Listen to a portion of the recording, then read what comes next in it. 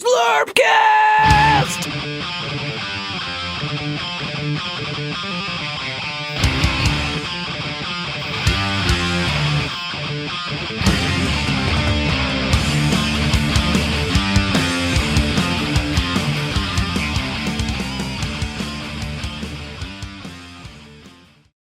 Zlurpcast TV on the air. There's 5 boxes on the screen right now. This is crazy.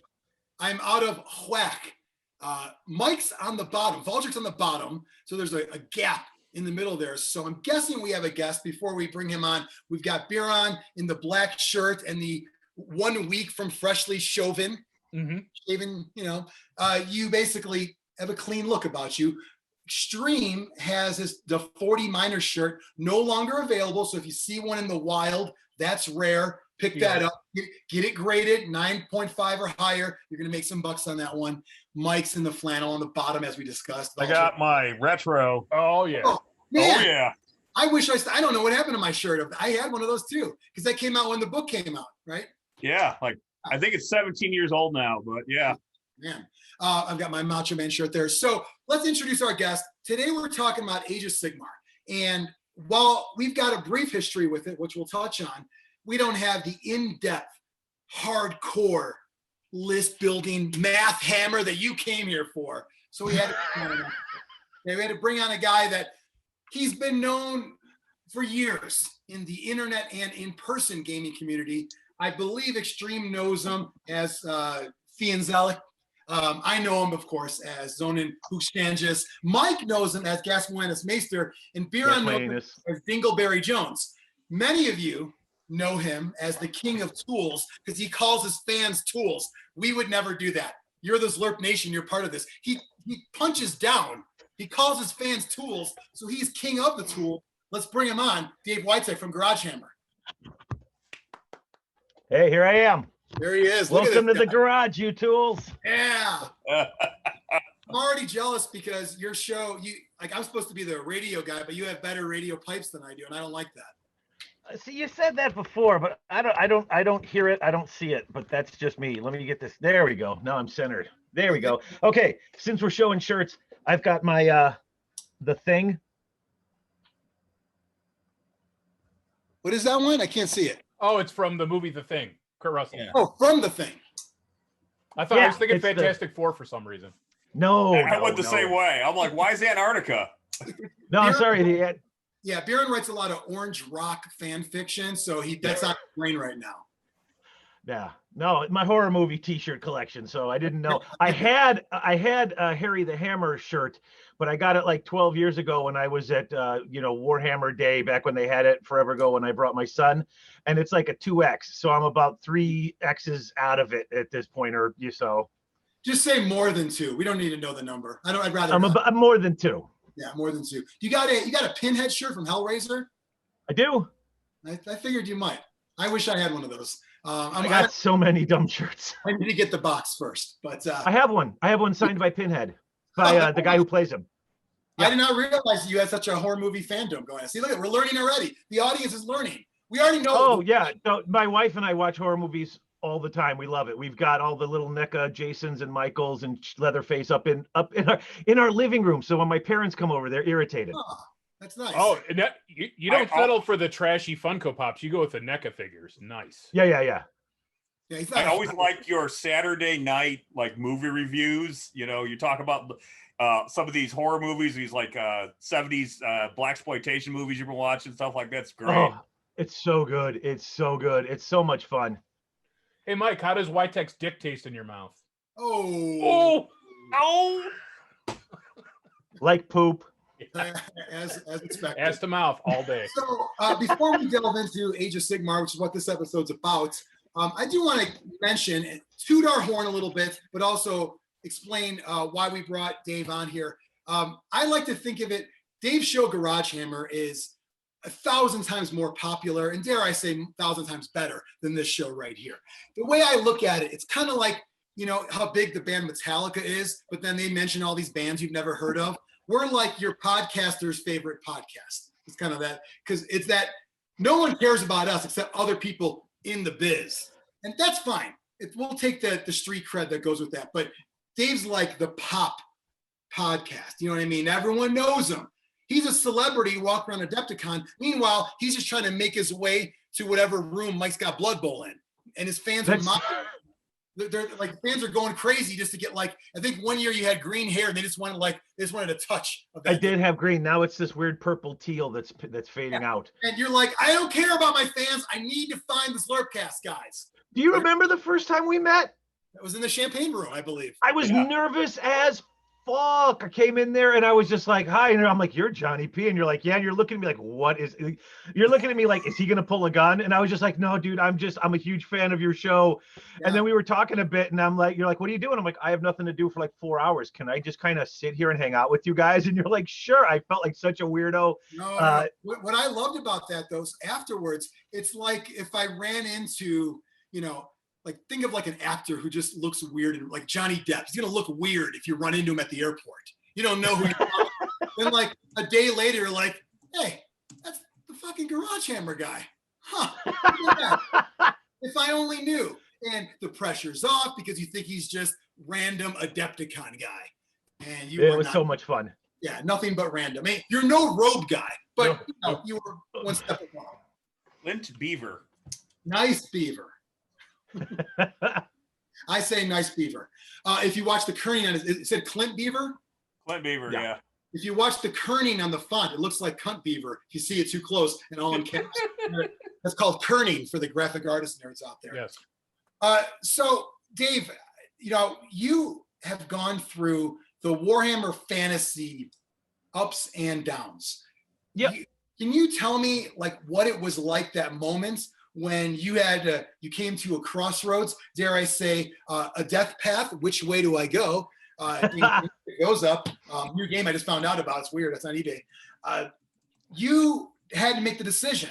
Am I going to be Old Hammer? Am I going to be like what I'm guessing a lot of your friends, your gaming acquaintances were going to stick to, because we're going to fight this out like there was any battle to be fought anyway. And you decided, I'm going to go all, you did 40K for a little bit. Then you said, I'm going to go all in on Age of Sigmar. Can you tell me about that process? Yeah, sure. I mean, they announced Age of Sigmar was coming and I'm like, okay, new version of the game. And the rumors were going like crazy. We didn't know what to expect. I'm not one who goes in for trolling the internet for rumors or listening to that stuff. I'm just waiting for my new game. The game's coming out. 8th edition is kind of coming to a close. 8th edition is going insane.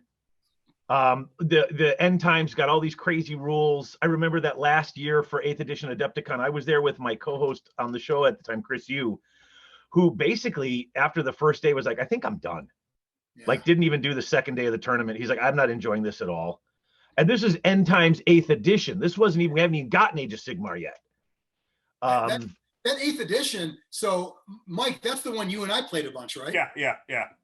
When it first came out, so I played Warhammer Fantasy in, what's the one with Bretonnians and Lizardmen, 4th or 5th? I think it was a 5th edition box. Okay, 5th. Yeah. That's when I first started playing, played 40K earlier, got into that, played it for a bit, and then kind of just never gave it a chance again. Mike got me into it when 8th came out. Basically, the sales pitch was, a lot of the hardcore players don't like this version. Let's play. No, there it is. Oh, that's so much anger from people. Yeah. Like, because there's too many random things and whatever, blah, blah, blah. And then the Magic supplement came out, Storm of Magic, right? Yeah, oh, yeah. And that went crazy. Yeah. I could push you off the thing and turn you into a toad. That sounds cool. Meanwhile, scoffs in the bunker from everybody. Like, look at you idiots playing this game. This isn't good for tournaments. We have to. This is.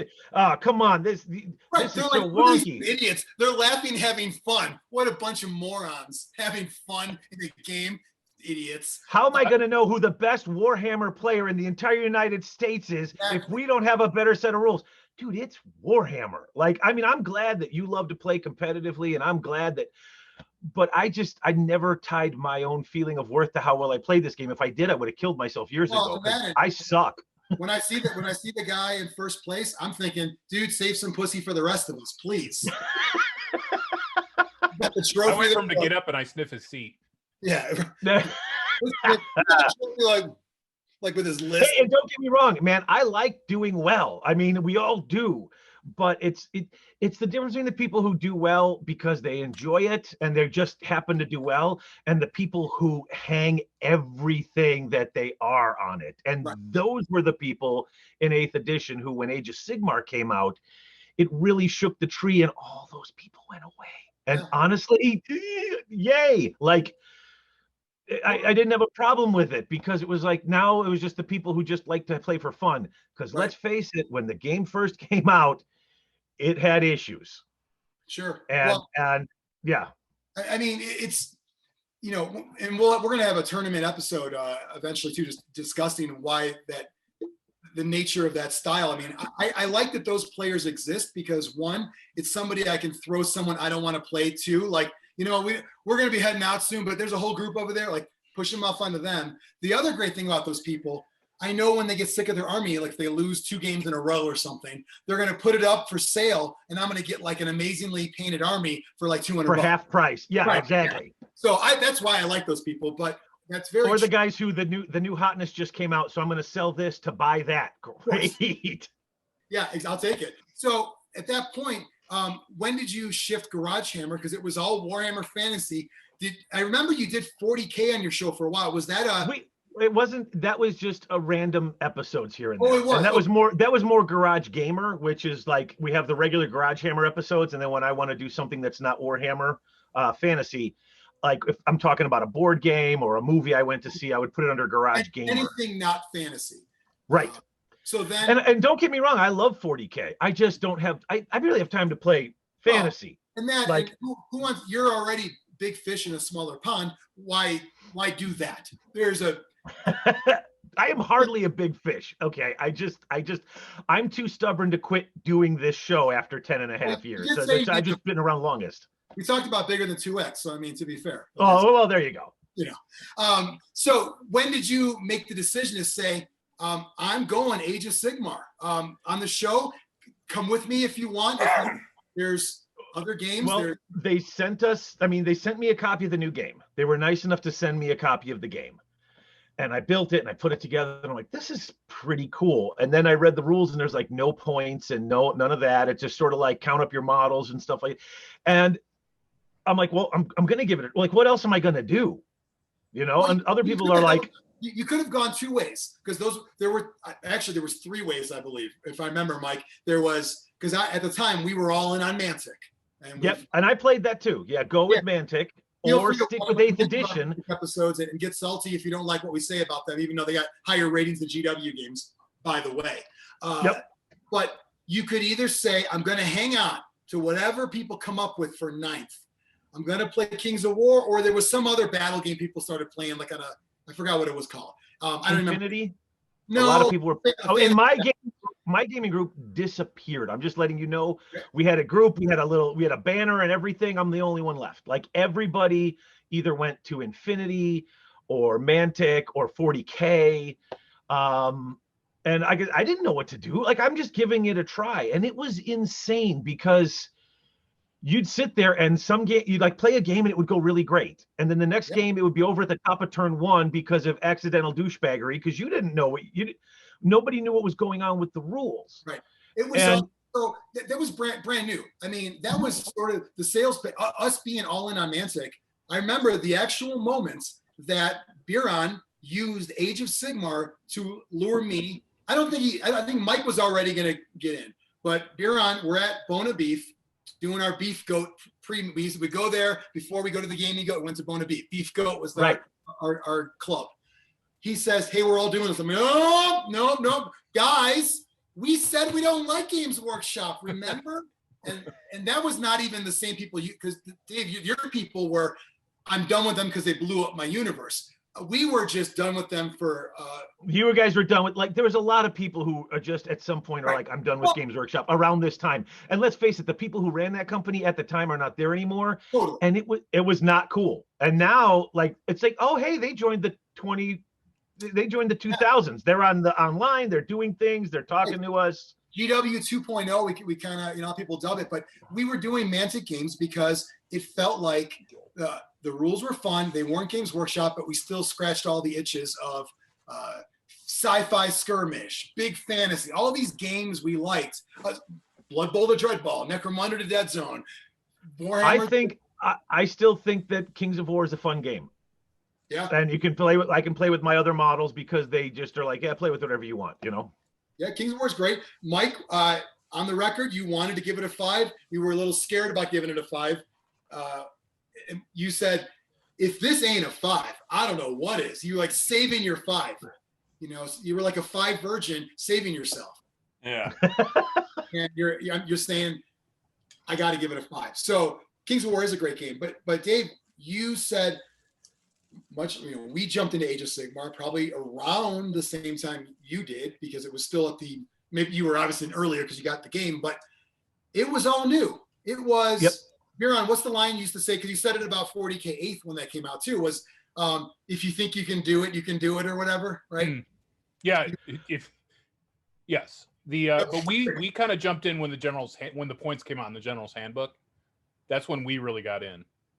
See, and that's when a lot of people came in, was in the General's Handbook. It was that year until that came out that it was a nightmare.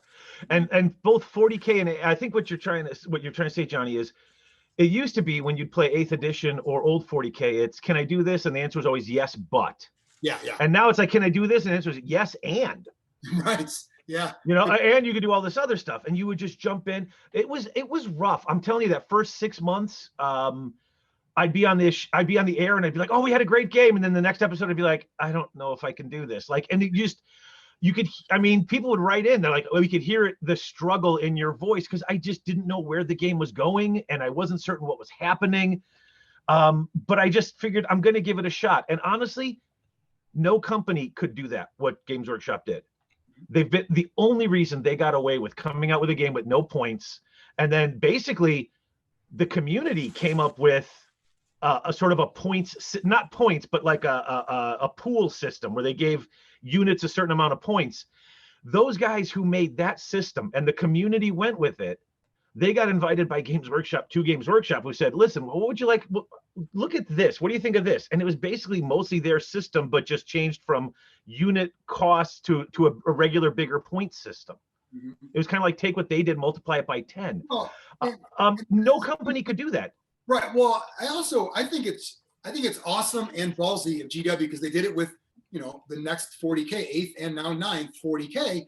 The idea that we're going to keep doing what we're doing, power level or whatever the equivalent is in Age of Sigmar. Mm-hmm. What are points? Like, there's a little appendix in the back. If you like treating that, even though the vast majority play with real points, I love the blatant disregard for the competitive side of it, because it shows that we're not trying to make a fair and balanced game from the get-go. So if you're trying to stick it in that spot, that's on you. And I love that they do that, and it only infuriates tournament players anyway, which is I love. But any new game that would have done that would have bombed. But you've got all these Games Workshop players who have been playing for 20 or 30 years and like, well, I want to do something with my models. Let's figure out how to fix this. Yeah. And they basically sat back. They gave us a sandbox. They said, look, you can do whatever you want. Once we figured out what we wanted to do, they said, okay, let's do that. And that's just, I mean, it's kind of evil genius if you think about it. Well, it's, you know, there's the whole, obviously 40K is the cash cow of sorts. So they could have, blowing up fantasy wasn't as drastic as fantasy players like to think it was, in my opinion, because it's like, to them it was their world, but to GW, it's like 10% of their revenue or whatever. So. The entire fantasy line at the end of 8th edition was selling less than Space Marines. And just Space Marines. And they said, you know what? Why don't we make Space Marines in fantasy? And it worked, because I bought them. So what's the transition like as you start to realize, like, people get salty about many different things, about rules, about rebasing, about this and that. Did you just go in with it like, hey man, I'm just going to try to be an advocate from the get-go? Yeah, I mean, I went in and I said, look, I'm trying this game and you guys are all welcome to take this journey with me. And like I said, some episodes it was lots of high energy and fun, and some episodes it was a little rough. I just said, you know what? Like I said, I had spent thousands of dollars on this game. I didn't quite want to toss it aside and burn my armies and or sell them. I was going to give it a shot. And I'm glad I stuck with it because this game is actually way better than fantasy was. I got so much hate mail for not sticking with 8th. I'm like, they're not putting out any more material. Then I didn't do the 9th Age, and I got hate mail from those people. Those people are all gone now. I mean, it was crazy how many people were just mad that I stuck with Age of Sigmar. Well, I mean, one, you don't owe anybody anything. That's one. Two, I don't understand that when you attach yourself to a losing battle, no pun intended, from the beginning, like you're not going to win this battle of we're going to keep 9th going. We're going to make a 9th. You're not going to win that. You might have a fun club game, but to expect anyone else at a store, on a podcast, online, wherever, to go along, you're never going to win that. So it just seems insane to me to kind of expect existing Warhammer-based shows to, come on, man, like, do you want to stick with this? Like, stick with what? They don't make these models anymore. We'll find a company that makes something close. If there's not a game for me to go and buy, if I can't walk to the game store and say, I want to buy something for this game, and the guy's like, what game is that? Oh, do you have this alternate?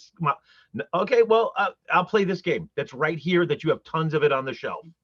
Yeah, and game stores love when you play games they don't sell. They love it. Cool. You want a demo kit? Sure. Dad, can we buy the whole line? Sure, son. Where is it? It ended 3 years ago. Oh. It's just, and hey, I mean, there's still people playing it, and God bless you, but don't get mad at, I mean, people are still, I mean, you look online, of course, people online are people online, but you still see stuff get posted like, what do you think of this? It's like, should be on a square base, but bring back the old world. Really? It's like they gave you the Snyder cut, and now you think they owe you the world every time you ask for it. Well, the internet was a mistake. We've all proven that. Yeah. I mean, there's no reason, even this show. I mean, I'd be fine. Biran, I'm sorry. I know it's your livelihood now, but yeah, it's my only source of income. It's not the worst thing.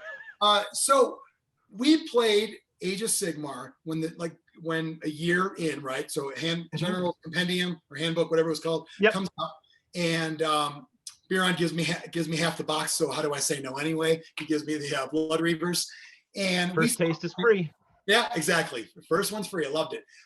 Mike, you had ogres to begin with, or no? What did you use right off the bat? Do you remember? You were undead, weren't you? Yeah, I was undead. You're undead. Had Stormcast? No, Sylvaneth. Oh, Sylvaneth. Okay. So we each kind of picked one, gave it a try. It was our toes back in the GW water. Look at that. Wow. Back when you used to paint. Yeah. Nice. What happened? I got lazy. Yeah, there you go. So we played a bunch of games, and we had a lot of fun. It was a lot more fun within our club than it was to play normies, but that's also kind of par for our own course anyway. Isn't that kind of it? Anytime you go to a game, you go to the game store with your club, you're all having a blast. There's someone else comes up, you don't know they want to play. You always got to, okay, does he smell okay? Does he seem okay? Is he twitchy? You always got to, Mikey, have him take his shoes off. I get all of that. And we had that when we ran that campaign. Yeah. Where we had people on different bands of power beat you in the ass level than us. The beauty of it, though, was, and it was actually, Biran, you ran that one, right? Yep. The beauty of that campaign, it was like multiple birds killed with Biran Stone, because we had Todd happy that we ran a thing for his brand new store when no one else offered to run anything. We took everybody into it. We got to play the game we just got into, and we got to learn how to play a little more aggressively and a little more, hey, do you know you can dance around this guy? Like, the fuck you mean dance around? Like, look at this. I'm like, that's shitty. Yeah, but it'll help you win. Okay. Or the conga line for buffs. Right. Yeah. So take that. That's kind of gone now. But I remember the first time I was playing against my buddy Alex Gonzalez, and I had charged in on his unit, and then I'm like, oh, because now I can pile in.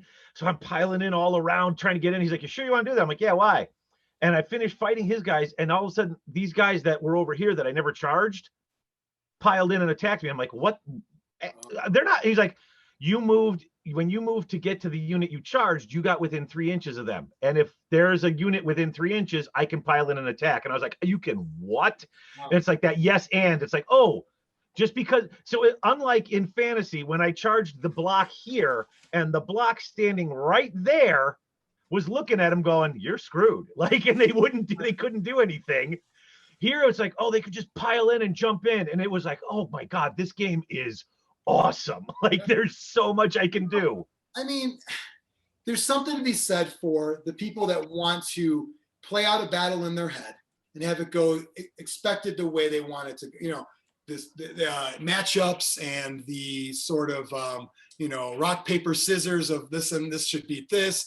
And we just were like, we just want to kill stuff. It's just, do we kill stuff with a bunch of guys or less but real strong guys? Those are the only options we were looking for. And so that's what we did when we played it. And I don't want to say I'm disappointed, but it's too bad that when the next 40K came out, that basically took Age of Sigmar and added guns, essentially. They got very similar, but I still like the system.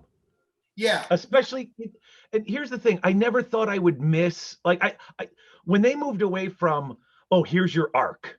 Yeah. And you got your front arc and your rear, and I'm coming in the flank, and I'm like, oh, I really liked that. They took it all away. And you know what? You know what I lost when I lost that? Fights. Yeah.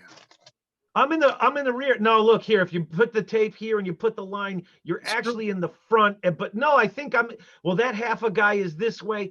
You lost all that arguing. It all disappeared. And honestly, it's more fun if I got a tank than if I just shoot all the weapons on it than if it's like, well, I can't shoot this weapon because I'm turned 2 degrees.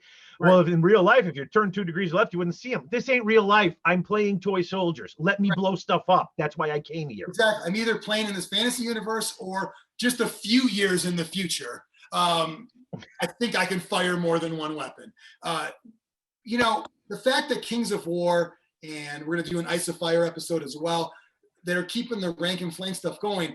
I like having those options, but if given the choice, for me, it's a no. Mike, where do you stand on that? If given a choice, are you still going to fight for the rank and flank where you can? I mean, I enjoy Kings of War and the rank and flank, and same thing with Ice and Fire, but they're completely different games. So, yeah, why not both?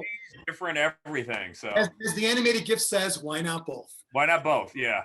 So I didn't. The one thing I don't like about Kings of War is when I get screwed on some kind of a shift or this and that, and that's the one thing. It's a big thing, but it's one thing in the game I don't like. And so, yeah, Age of Sigmar. Maybe it's not everybody's cup of tea from I miss traditional fantasy. Like, are these elves? Are they centaurs? What are these things? Why are there these guys? But GW does what GW does. We all know this. They want to, start owning some stuff, owning some trademarks. That's totally fine, and a different take on things. I'm fine with all that. I just want to have fun. And Age of Sigmar was fun, and we stopped playing to 40K. Mike, did you continue on Age of Sigmar, or did you stop as well? I haven't played in a long time. Since pretty much when that campaign was over, I think it was last time we were playing. Sometimes you got like a little side action going that we never know about, so I just wanted to check. I still bought stuff. Yeah, I still bought stuff. Well, I still buy like the battle tomes and shit. All the time. Mike, you're still buying 40K Nurgle stuff, and you're not going to play against. So. It's a compulsion at this point. Mike's got compulsion for Nurgle. I'm still going to buy. So, Dave, where are we at now? Is this second edition now? How does this work? We are in okay, now I'm giving you my opinion, all right, on this, because the rumors are flying wild and fanatically, and I have no real inside information. I'm throwing that disclaimer out just because I don't want to have people say, listen to what Witek said. Well, Witek's an idiot. So don't worry, no one watches this anyway. Well, I was going to say, you're giving disclaimer for Garagehammer fans if they happen to watch, because none of our people for anybody, So here's the current book, Dave? This is the current one. Yeah. Okay. Yeah. I believe so. Yeah. I hardly ever use the big core book anymore. So I was looking before this episode about a rule book. I actually didn't see one available. I saw these like get starter sets and stuff. They have the smaller core books in those. They have like a paperback or smaller version without all the lore and stuff. I didn't even see that available, so I'll have to get that, Biran, because I was like a good book. What's happening right now is we're in what a lot of people are thinking is the end of second edition. because at the It's end about of the first edition, you had some bits of the story moving forward, because one of the biggest things that they were able to do by blowing up the old world is now they've got a new story and they can move it forward whenever they feel like it. And it was several months ago, they came out with the book Morathi, which is called Broken Realms. Yeah. At this point, if you know, it is a very Is that the fast snake elf lady? Yes. Okay. It was Morathi. It was Malekith's mom, Morathi, from fantasy. Yeah. At the end, when the world that was blown up, Slaanesh ate most of the elves, including her. And after thousands of years of being tortured inside his belly, when she finally got out, she is like half snake lady. So, And is a good guy, sort of? She's on the side of order. Basically, that's what I was really like. That's an order? It's okay. She's not destruction, because that's ogres and orcs. She's not chaos, because she hates chaos, and she's not death, because she's not dead.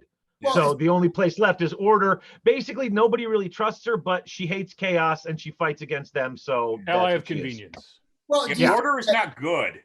Order is order. Right. Lawful exactly. evil. Also, kind of developing your own races to a point lets you get out of the box of good guys and bad guys too. Oh, absolutely. So what you have is, you've got Sigmar and the 8 realms and all this stuff's going on. The second edition started with Nagash from the old world. He's still around. He tries to take the huge. He used to be just a little model, and now he's huge. Oh, now he's monstrous huge. It was like a torso and a base, and you just like one of these kind of models. Yep, just the 2 parts and you pin them together because they were metal. At the time, that was the greatest model I've ever seen, and now it looks like the worst model I've ever seen. Yeah, now it's like some bad 12-year-old's drawing of evil clown. Right, it looks like we were all given green stuff and had an hour to make something. No, because Brian would have made something better than that. That's true. Oh yeah. So Nagash tries to do this super thing where he's going to channel all the power of death magic into him and control all of it. And of course, it goes wrong because the Skaven and other people screw it up, and it causes what's called a necroquake, which is this just this tidal wave of death magic that runs through all the realms. The undead start rising, magic goes crazy, all this stuff happens, and then you get second edition. And what we've been doing through second edition is dealing with this part of the story.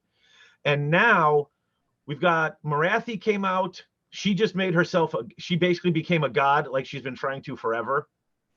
The book Teclis just came out, where Teclis is fighting against Nagash because the necroquake messed up his realm, and Nagash sends in all of his undead, and Teclis is like, nah, I'm not having that. So they fight a lot. And Be'lakor, if you remember him from the other games, that book is coming. I think it goes up for pre-order Saturday or next Saturday. So you're getting 3 or 4 of these books where the story's advancing, and you get those every 3 or 4 years, and then the story advances, and then you get a new box set and you get a new edition. Okay. So a lot of us are thinking July we're going to get a new edition for Age of Sigmar. Okay. We're thinking. But based on past practices. How are the rules now compared to when we played? That's a little more complicated. Not much. That's okay, because you start. As with anything, you blow up the universe and you blow up a game system. So you start at ground zero, but let's just build on from there. So it makes sense. I mean, 9th 40K is more complicated than 8th 40K, but it's a very similar game. So I'm guessing it's the same. Second edition tweaked the rules. You can play in different realms now, and if you play in a specific realm, you get different rules for that realm. If you're playing there, you can also say your army comes from there. If my army comes, you might get some special rules. You can take different artifacts and things like that. You still can't make custom characters, but they've added things like that. They've added more things you can do with command points, and they've changed how that works. Because you have command points. Your general gets command points, and you get 1 at the start of the game on the start of your first turn. If you take certain things in the game, you can get a few more. and then you can basically burn those. You used to only be able to burn them at the beginning of the turn, and then you could use them for special things. Now there are more uses for them. They've become a little more specialized, but then you can use them in certain phases of the game. Okay. So it becomes a little more technical, a little more specific, and allows you a little bit more for it to feel like you're actually doing the thing you're doing and not just making choices, at weird times. Still random initiative each turn? Yes. Good. The person who finishes deploying first decides who goes first, and then you roll for initiative at each turn. If you tie, I think it goes to the person who went first last time. And so we were all hoping 40K took that when they went to 8th 40K, because that is such a simple thing. But honestly, in an era where many games are alternating units back and forth, and GW is like, nope, we're still doing full side against full side. I thought it was like common, kind of a like, So many people hate that. It's one of my favorite things because I mean, and yes, have I lost games where a guy got double turned me and jumped ahead? Yes, but I've done the same thing. Nice. I've also played where I've gone second, and in the beginning of the game, like we're playing the first turn, I go second. I'm doing okay. I'm doing pretty good. I win the initiative roll, and I'm like, nope, you can go first again. Mm-hmm. And so he's like, why aren't you taking the double turn? You could really. I'm like, no, because I don't need it right now. And the guy got mad at me actually when I was playing with him because he thought I was. Well, he came in first turn, jumped in and attacked my army and didn't realize what I could do. And I kind of kicked him a bit. Then it was my turn. And I was in a good place at the end of turn one. I didn't need a double turn. So I figured I'll just wait, because if I need it later, you can't double turn twice, because once you go first, then the other guy has the option to double turn you if he wins the roll. So I'm just like, no, I'll just keep going second, and I'll keep control of that to keep you from double turning me, and maybe I can win it later when I need it. And people never think to do that. And hey, I'm no technical genius or anything like that, but save that for when you need it. I love it. That's one more tactic than I would have. So thank you. I'm taking that. I think, Biran, Mike, since you guys obviously have a club at Grognard playing, okay, I know there's a lot of games we played. Do you think you'd ever jump back into Age of Sigmar when the new book comes out? Wait, you guys play at Grognard's? Yeah. There's always something happening at Grognard's. They're a sponsor of Garagehammer. Shout out to Todd. He has to be a sponsor of this, and I say we're going to continue to swear and say horrible. No, because he said to be a sponsor, you can't talk about cum. It's like, what? That's the first half of every show. Yeah, exactly. We didn't do that. This show, what am I, some sort of special sort of asshole? We don't talk about that when I'm on? Well, no. I was asked how your dick tasted, so. Oh, that's true. Yes. I forgot about that. We found a loophole. If we talk about pre-cum, it's okay. Yes. Does Xtreme play Age of Sigmar, or does he just not like me? Because he hasn't said one word this show, and I'm just like, wow, did I offend? I mean, last time we went out to Portillo's, I took a couple of his fries, but what the fuck? That's that a was thing. it. He's a grudge bearer. He remembers the fry incident. I think he still got freaked. I think he still freaked out when I was fanboying you guys in the champagne room. And then the next year I come and we're playing Mantic, and I was talking like I was G-Dub, and that guy was just staring at me, thought I was riding the short bus. Well, let's go ahead and talk about that really quick, because our old Zlurpcast fans will enjoy that. So, what up, Shannon? 2014 Adepticon, maybe. Maybe 2015, and I think I asked Matt Weeks, can we get into the big room like the night before, and he was like, yeah, it was, that's fine. Well, whatever. Like, cause we wanted to get like some private, it was a dick request on my part to ask for like the ballroom to become private for one night for a couple of nobodies. But I said, let's just, play some games. And so we get over there. Dave and I are playing Kings of War. Essentially, you are stomping me, but I am already 3 sheets to the wind. I'm on my third bottle of wine. Yeah, did you have like a box of wine or something? No, I had bottles, but I just kept pulling them out of my backpack, and you're like, what is going on? I'm like, shut it. Well, that was the same year that Xtreme and I had our new Steins that when he bought them, he didn't realize how big they were. And it fit two cans of Guinness, and still with this much room left over. So that was the whole year that I was fucked up all weekend. But we're playing Kings of War, and you knew how to play it, but it was still kind of like I was still showing you little more than what you knew. Right. Not that I was an expert. And then Coach comes by, who was a big Mantic fan. And he's like, hey, Jonny P, what's up, man? You know, because we played in the Dead Zone tournament the day before and blah, blah, blah. And Dave, because he's already pretty drunk, and Johnny has been doing, and I am a huge fan of that episode where G-Dub would, we're gonna play with the motherfucking fish on. I got that explosions. I got that shit on my dice, and I listen. I still go back and listen to that one sometimes. It cracks me up. So I don't was know drunk. that Johnny was doing. G-Dub used to be on the show. I don't know why you mentioned me, but G-Dub used to. No. I'm saying you started doing G-Dub, and then I heard it, and then I could not stop doing G-Dub impressions. Couldn't make that Adepticon. So we were totally making fun of him. Right, so we were making fun of him. Yeah, and then you busted in. When I was like, well, there's an, you know, I don't know if I have to impress anybody. I'm like, there's a guy who doesn't get the joke, so I'm going to be normal. You're like, fuck that. Why am I going to be normal? And you keep doing that. However he does that. I don't even remember what the guy used to say. So like I said, you started doing it, and I got me into it, and I was like, what up, son? And I was just kind of, okay, I'm pushing these guys forward. I'm going to roll this shit right here. I'm going to roll this shit. Oh, boo! So what are you going to do? And that guy was says, like, what do you do? He's like, I'm a teacher. And you're like, yeah, so am I. And you're like, I teach English. And he's like, you sound like a moron, is what he You sound like a gym teacher. And I'm like, he's doing a character based on a guy. But that was great because that was, you know, that was all pre Age of Sigmar, but it was when I was, you know, my main role with Mantic then, like a lot of us, was you know, we enjoyed Kings of War. I wasn't sucking dick, Biran. Enough with that. By the way, I worked 8 hours at Gen Con, sweating my ass off showing demos, and I got an orc starter set that I was supposed to get for free anyway for doing a like paint this and tell me about your process vlog. That was my payment. So that's the only one that actually painted anything, right? Yeah, I didn't finish mine as usual. Todd was, yeah. We're gonna do an episode about volunteering for game companies because it is the worst. Do you need me for that one? Well, yeah, because we want you to talk about how you've been sort of the rock, essentially. When we all get sucked in, you tell us, don't work for free. No. What's wrong with you?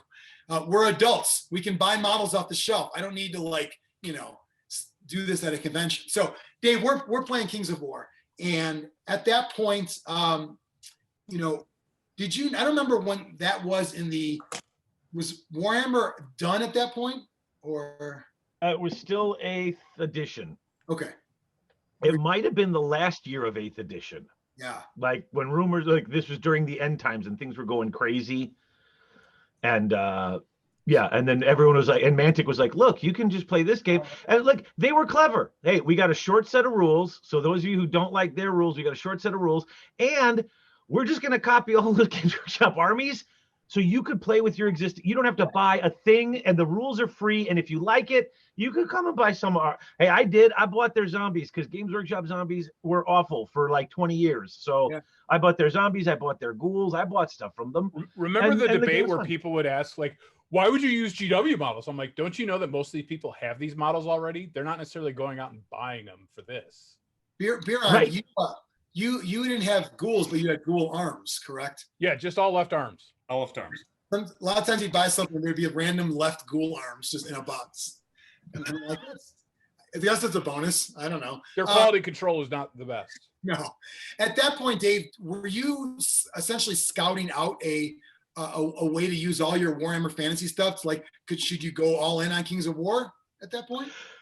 I was looking at everything. I really was. In fact, I even talked to Chris Yu, who was playing Infinity. I'm like, do you want to stay on the show maybe and we can talk Infinity every couple of weeks? Because it seems like a fun game. Because I didn't know what to do. Nothing was coming out. Right. Like they came out with the main rule set. We didn't get a book. We didn't get a bunch of stuff. Every episode I was going on talking about stuff. So then it was like, oh, well, I'm going to look at I was looking at other games because I didn't know nobody knew what was happening. Right. Did you look at Infinity and go, I don't want to bring 25 Tupperware tubs to a game night because I need that much scenery? And I'm not a filthy weeaboo. Well, everybody already owned a lot of scenery, so we were lucky with that. My problem with Infinity was, I want to get into the lore, and I wasn't quite into it. And those models are so fiddly. They are just metal. Tiny little metal fiddly models. And you know what? I did the metal model thing. I like the nice plastic models. They try to make them as dynamic as a hard plastic model, but in metal. Yeah, and there's all these little fiddly pieces. And then I could never get my head around the rules. I remember Chris Yu had a bunch of friends over, and he had like not a tournament, but we're just all going to get together and play 3 or 4 games. And by the end of the 3rd game, I had a headache. I'm just like, oh my. Oh, part of that is they're like, it's only 3 rounds, but it's, their thing is it's always your turn. Yeah, it's only 3 rounds, but unlike, either of these games, when it's your turn, I can usually sit back, and at least relax, grab a sandwich. It's your turn, but it's like my sub turn. Like I'm secondary heavy, and then when it's my turn, you're like secondary. But it's always, you're always on, and I'm just like, no. I like the idea of that because I'd rather be interactive the whole time, but I just don't want to play that game. It's exhausting. We probably won't have an Infinity episode. I don't think so. Plus, I could never figure out how the dice rolling worked. It's like roll high except for this, and then you add this, subtract. I mean, and I'm not stupid, but I was just like, when what? You play someone else, you go roll a d20, you need a 14, and you're like, I don't understand why. Yeah, exactly. Like they were teaching me to play, and I'm like, wait, I need a 14 or less, 14 or like, what am I trying to do? Because I'm just always used to hitting or more. Mm-hmm. And they're like, well, hit that or less, but if you roll this, it's perfect. If you hit it right on the number, you get this. And I'm just like, no. Okay, I have a headache. I'm gonna go sit down. And when we then, like I said, and eventually the story started coming, and that's what happened. They released that first campaign book, the Realm Gate Wars, and they started coming up with the campaigns. And that was when I think I realized, and it wasn't for like a couple of months. They came out with the Realm Gate Wars, and the Realm Gate Wars book had battle plans. They had scenarios to play. And I say, oh wait.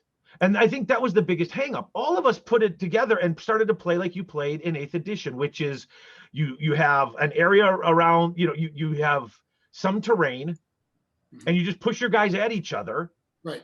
Because you want to get into combat.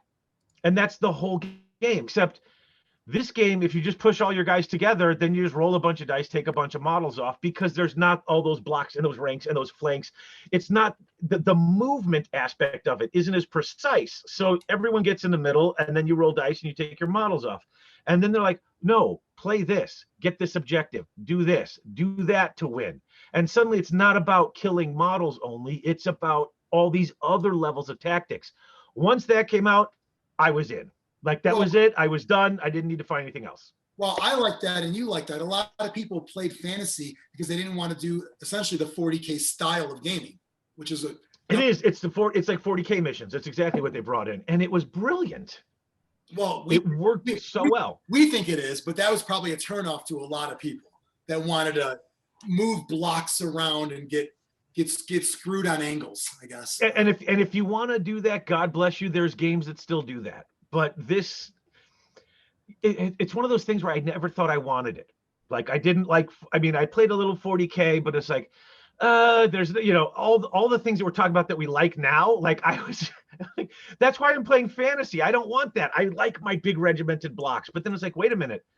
If you take them off shoving those bases right next to each other, you could actually have dynamic poses, and your Chaos Warriors don't have to stand with their elbows at their sides and their hands right in front of them. They could be like this.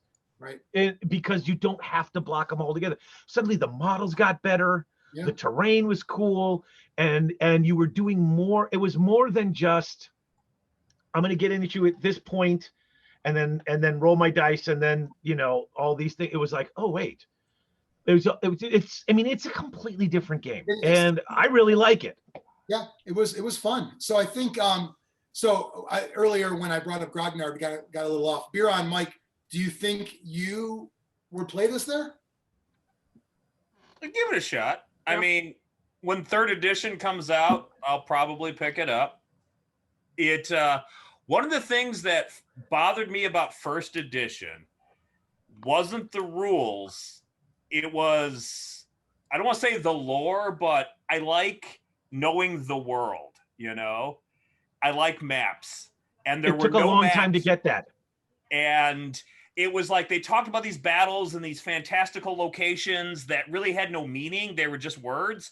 But when 2nd came out and they actually started showing you don't get a map of the whole realm, but you get at least different cities and different And- societies. That helped a lot. Yeah. Well, I mean, I don't disagree with you at all. I play for the lore too. Like I said, that's what really gets me into it. But everyone said, oh, look, this lore sucks. Well, this lore is half a book compared to the 30 years we had to build the old world. So yeah, it took a while, but once they started pumping out the campaign books and then they started putting out the fiction, the other problem was, even then it was kind of slow because almost for the first year, all you got were Stormcast stories because they were the new thing. And that was how Sigmar was taking the realm. And it was always Stormcast. Now you get it. And the realms, when you start to actually read the books and realize how each of these 8 realms are ridiculously large. I mean, they've built 8 realms where they can do, and I'm not going to say it's as big as 40K because that's the whole flipping universe, but you could do 40K sized stuff in these different realms now, because the stuff we've explored is like practically the size, you're like, oh, this whole area they're showing you is like the size of practically North America where they're fighting. And then you look on the big map and it's like this little, it's like if you got an extra large pizza, that's like a small piece of pepperoni. And there's all this stuff they still haven't told you about. It's like, okay, now it can go everywhere and do everything. And it's really pretty cool. Well, I guess if you think about it too, from a lore standpoint, you want to, if you're going to start from scratch, you want to give yourself the room to grow because, I mean, are any of the races in Age of Sigmar a classic fantasy race, or they're all gone at this point, right? There's some classics. I mean, they've got new names and stuff. Picture this. Everyone remembers the old world that was, and it had the realm gates where the chaos magic was coming out. At the end of the fantasy, basically they destroyed the chaos gates, and the chaos gates sucked what was left of the planet into this poop, and it popped and it all exploded. And then all the magic went everywhere, and you had the 8 realms get formed. And there were people who survived. I mean, you've still got people like some of the characters like Teclis and that. If you go in, like, they haven't made any new human models. Like, they call them the cities of Sigmar, but it's the old Empire models, and it's the old Empire, basically those sorts of rules. You also have some of the old dwarfs, some of the old dark elves.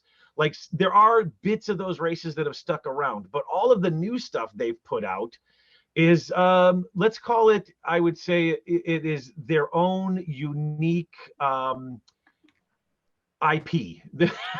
it's their, And by no means is that, I mean, it's a smart thing to do. If you're going to start a new universe, I mean, 40K is their own thing. So why not have a fantasy version of your own thing? That means novels, video games, comics, action figures, all these ancillary things besides miniatures. You want to own all of it. Why wouldn't you? So there's ties to all of that. Like the Fire Slayers are the old Slayers, but now when they came through here after, you also got to think about it as evolution and all that, because Sigmar didn't show up in the realms for, like, when Sigmar first showed up in the realms and started walking around, there was evidences of past civilizations that had already come to ruin.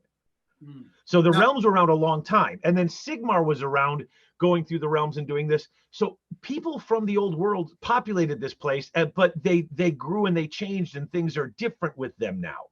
Now, Biran, I know that when we do evolution topics, you want to have an alternate. We don't want to get into evolution on this show. Right. Biran has got his own New Earth creationist right here. Oh, did you see Godzilla versus Kong with all the? It's all in the Hollow Earth, man. No, I think honestly, all that sounds great. I just think that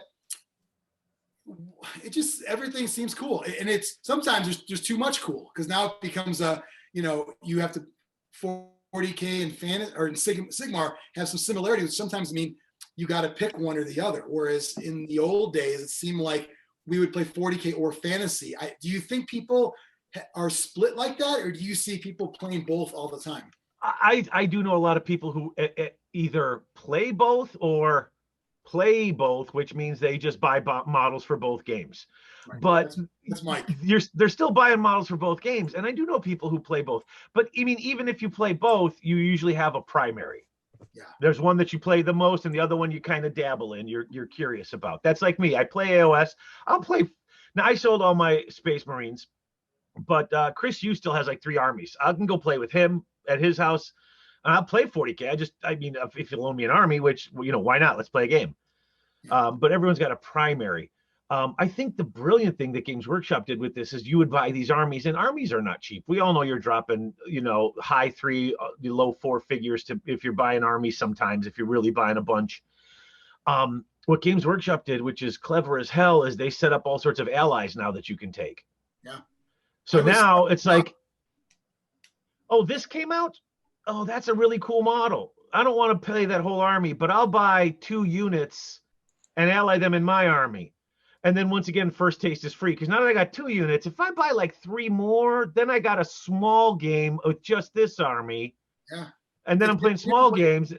It's kind of like when people talk about Kill Team leading to 40K, Age of Sigmar cut out that middleman and just kind of said, the game is a feeder unto itself game. Because we first said, hey, we're talking, and we're like, hey, we should have Dave on Age of Sigmar. I go to Army Builder and I'm like just building like armies, and I'm like, I asked Mike, I'm like, why is all this stuff in here for one army? It's like, well, because everything's kind of shared. It's like, we're just all just like you said, I can do this and more.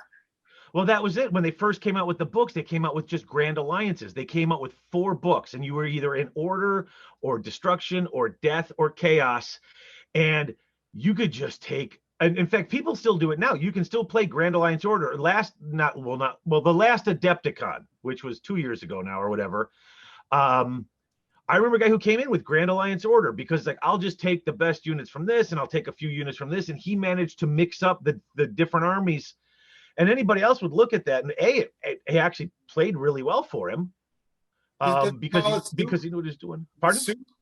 Yeah, he took Grand Alliance Order and just made a soup. He had 4 different armies in that army, or 4 different factions, and any one of those you start playing, it's like, oh, once you start to really enjoy part of it, then I'm buying. If you're playing with allies, eventually 2 units becomes 4, becomes now I got my own small army for this army, and oh look, those allies look cool. Biran, would you say plain pure would be your thing? No allies? Not for an army game. Okay.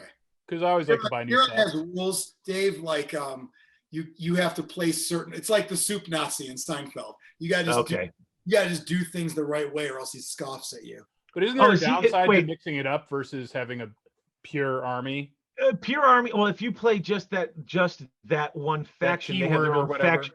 Yeah, they have their own faction book, which is going to have specialized rules for that faction. Whereas if you play Grand Alliance, you just have the Grand Alliance rules, which are generic, and so you lose a lot of that specificity and the cool stuff that your specific army can do. But you can still make it work. So there's enough rules in which it would behoove you to stick with one army. Yeah, I mean, let's face it. I mean, it's a very small percentage of people who play Grand Alliances. Most people play a specific faction. You're not like, if you go to tournaments and they list stuff, if you see one person playing a Grand Alliance, you're like, oh, look, someone's playing Grand Alliance. There goes your comp scores, right? Yeah, there you go. People are like, actually, that would be good. People, they'll see something different that's a little weird, that doesn't look. Hey, look, I gave up all the faction-specific coolness just to play the general army. Like, people might give you it's kind of like a props for that kind of thing. Okay. Yep. Interesting. Mike, I know you're probably the biggest Warhammer fantasy guy in our group. What questions do you have for Dave?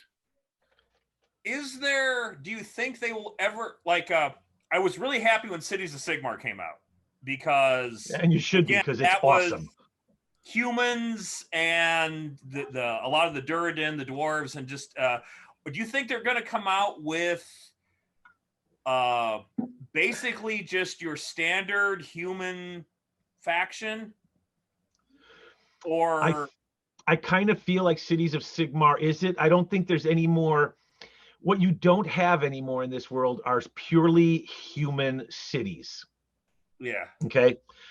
It's all kind of mixed. So what you're going to get is you've got the humans mixed in with the leftover dwarves or the Dwarden and the leftover bits of elves, and you've got sort of this little mix of the classic races. America. Yeah, it's a mix of the classic races.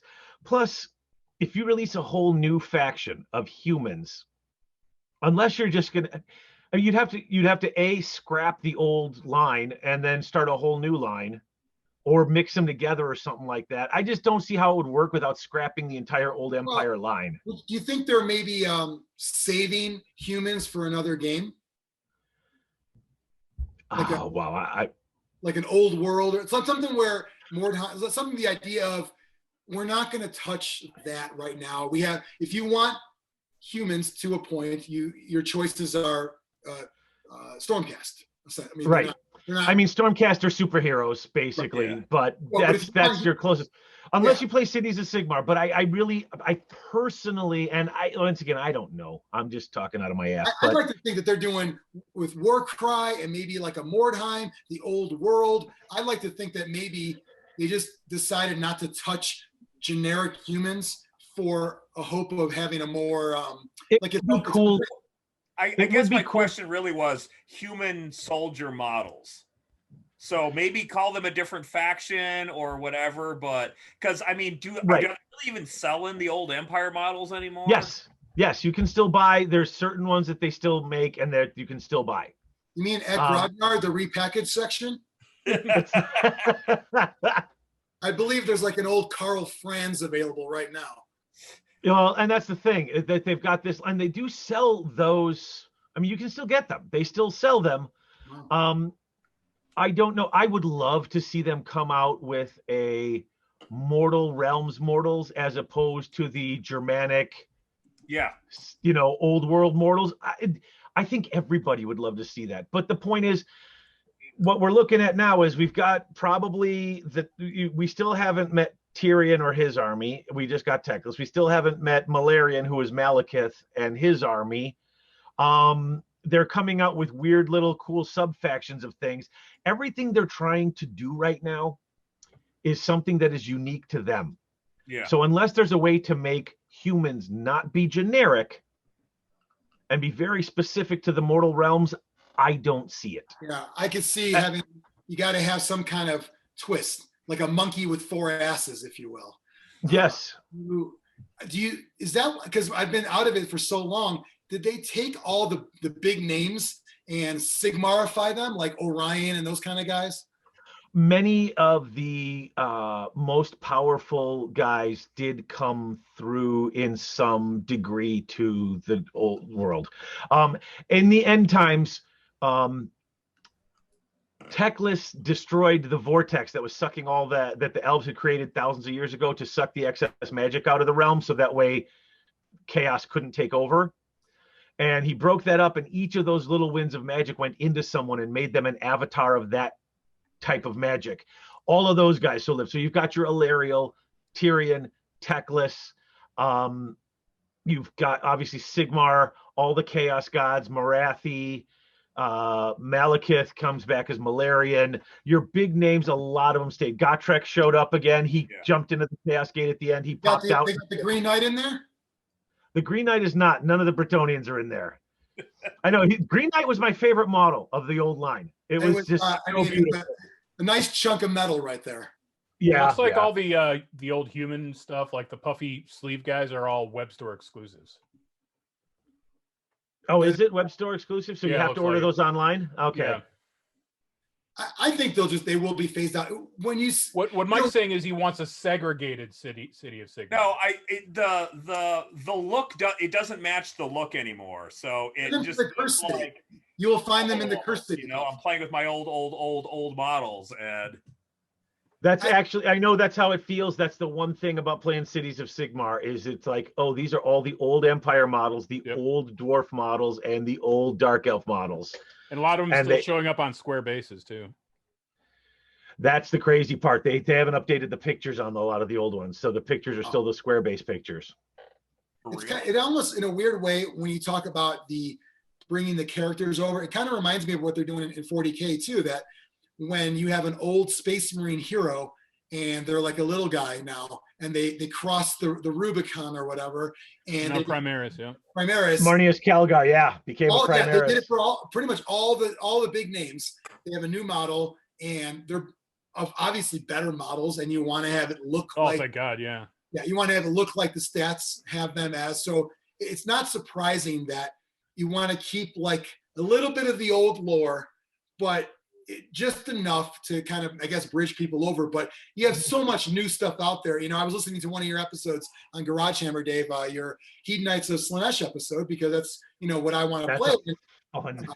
You guys, I mean, if you are interested in Age of Sigmar, you got to listen to Garagehammer. It's like 4-hour episodes, but they're all good. It's like they're usually closer to 2.5 or 3. I've learned to cut it down. The Hedonites was 4 because I did the lore and the war. Right. I usually split that in half. Yeah. Yeah. My point was that the first half you guys talked about lore, and someone like me who you might think you're talking to existing Age of Sigmar fans, but you're not always. It's the internet. You don't know who the hell's listening. So I'm listening and not know anything. I'm like, oh shit, Slaanesh is captured right now? Huh, I'll have to do more research on that. So you gave me enough of a taste. So no, keep doing what you're doing. But I don't think that a lot of people ever talk about lore in their shows because they assume, why should I? It's already been done to death. It's like, well, no, it hasn't, because if I haven't played, I haven't read the books. If I haven't read the books, I don't know what's going on. So sometimes your first one's free approach is how you get people into it. Dave's marathons are great for when you're painting and hobbying and stuff. So leave on in the background. Yeah. Why, thank you. Or taking a 4-hour shit, whatever. Well, there's not a, like, you'll see like battle reports and people talking the nuts and bolts of a game, but what I like about Garagehammer is the lore discussion. Right?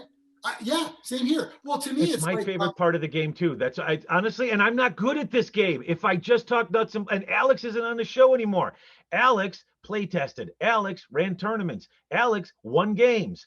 I go in there and I'm like, okay, I roll dice. I take all my models off, and then I say thank you, and I go have a Diet Cola, you know. And that's, I don't play this game well at all. He said, this for fun player is dragging me down. I'm out. I think that's kind of how it went. He doesn't even understand the tier lists. This guy.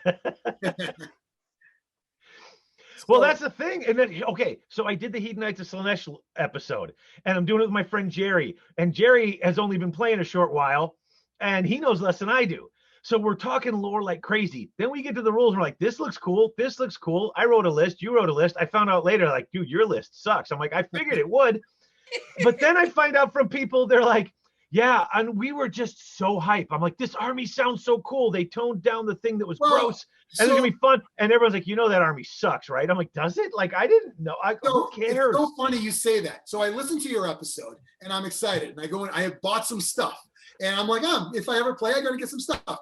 I then I saw it today, but I also saw it the day I listened to. There's a guy in some Facebook group. He's got a petition going right now to Games Workshop, like they're even going to give a shit about this, about why did you ruin this army? It's not good anymore, blah, blah, blah.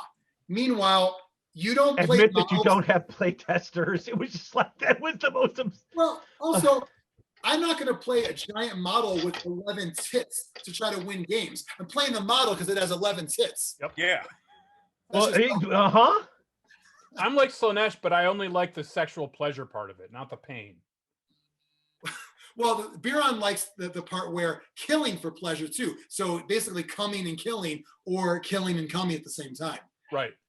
Well, that's why they're like that's why them and the witch elves are mostly naked, because when they get the kill, they like to feel the splash of the blood on their flesh. It's just like, oh, okay, I get that. I get that. Biran's working on Kingdom Death Monster model, so he gets all of that stuff right now.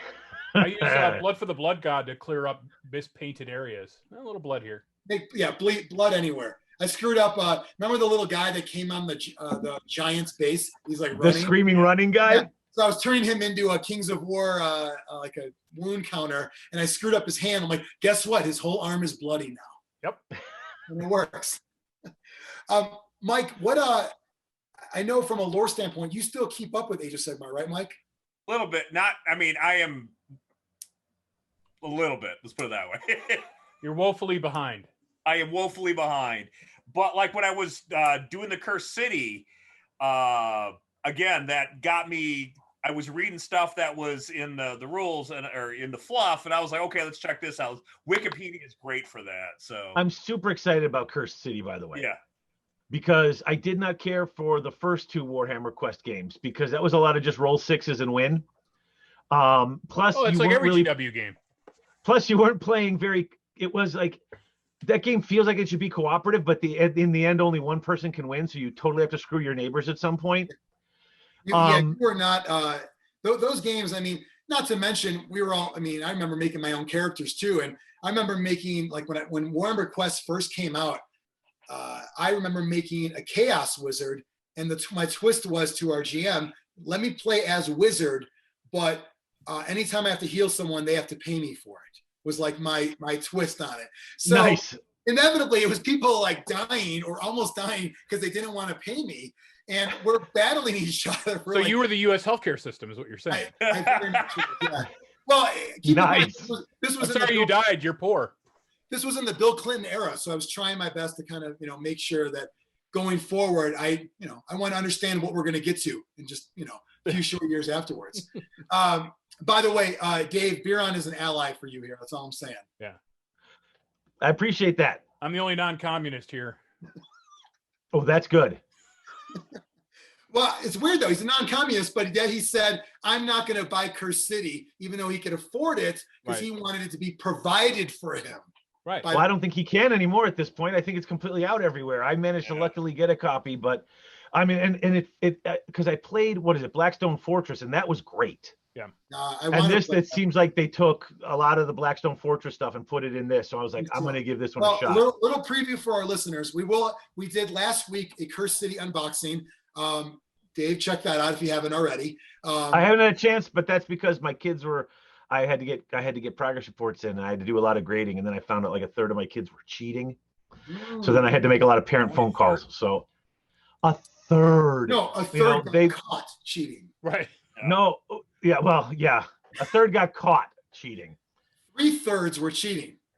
Probably. 3/3. 1/3 got caught. Hey, I'm just saying, when you Google an answer, that's cheating. That's all I'm saying. Hey, you can go research anything you want. Just don't cut and paste it and put it in as your answer and pretend like you wrote it. I'm not, I didn't fall off the turnip truck yesterday. Right. At least use a thesaurus, change the words around. So when you copy and paste it, it's new words, obviously. Yeah. We did a Curse City unboxing last week. I'm going to be coming into the Chicago area soon, playing some Curse City with Mike. It looks like a blast. I can't wait. What is the correlation between Curse City and Age of Sigmar? You know what? I haven't even gotten to read all the lore for Cursed City, but it's just like the Underworld. Or is it separate?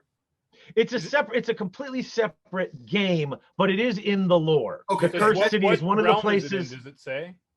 You know what? I literally got it in the mail yesterday. I haven't opened it. Biran wants to know what realm, like he gives a shit. What a weird question. I'm trying to act engaged, unlike someone. No, that's a point of order. What realm? Like, you know what, Biran? If it's in the fire realm, I'm not interested. Yeah, no, that's a legit question because Warcry is at the 8 points, which is the realm controlled by Archeon.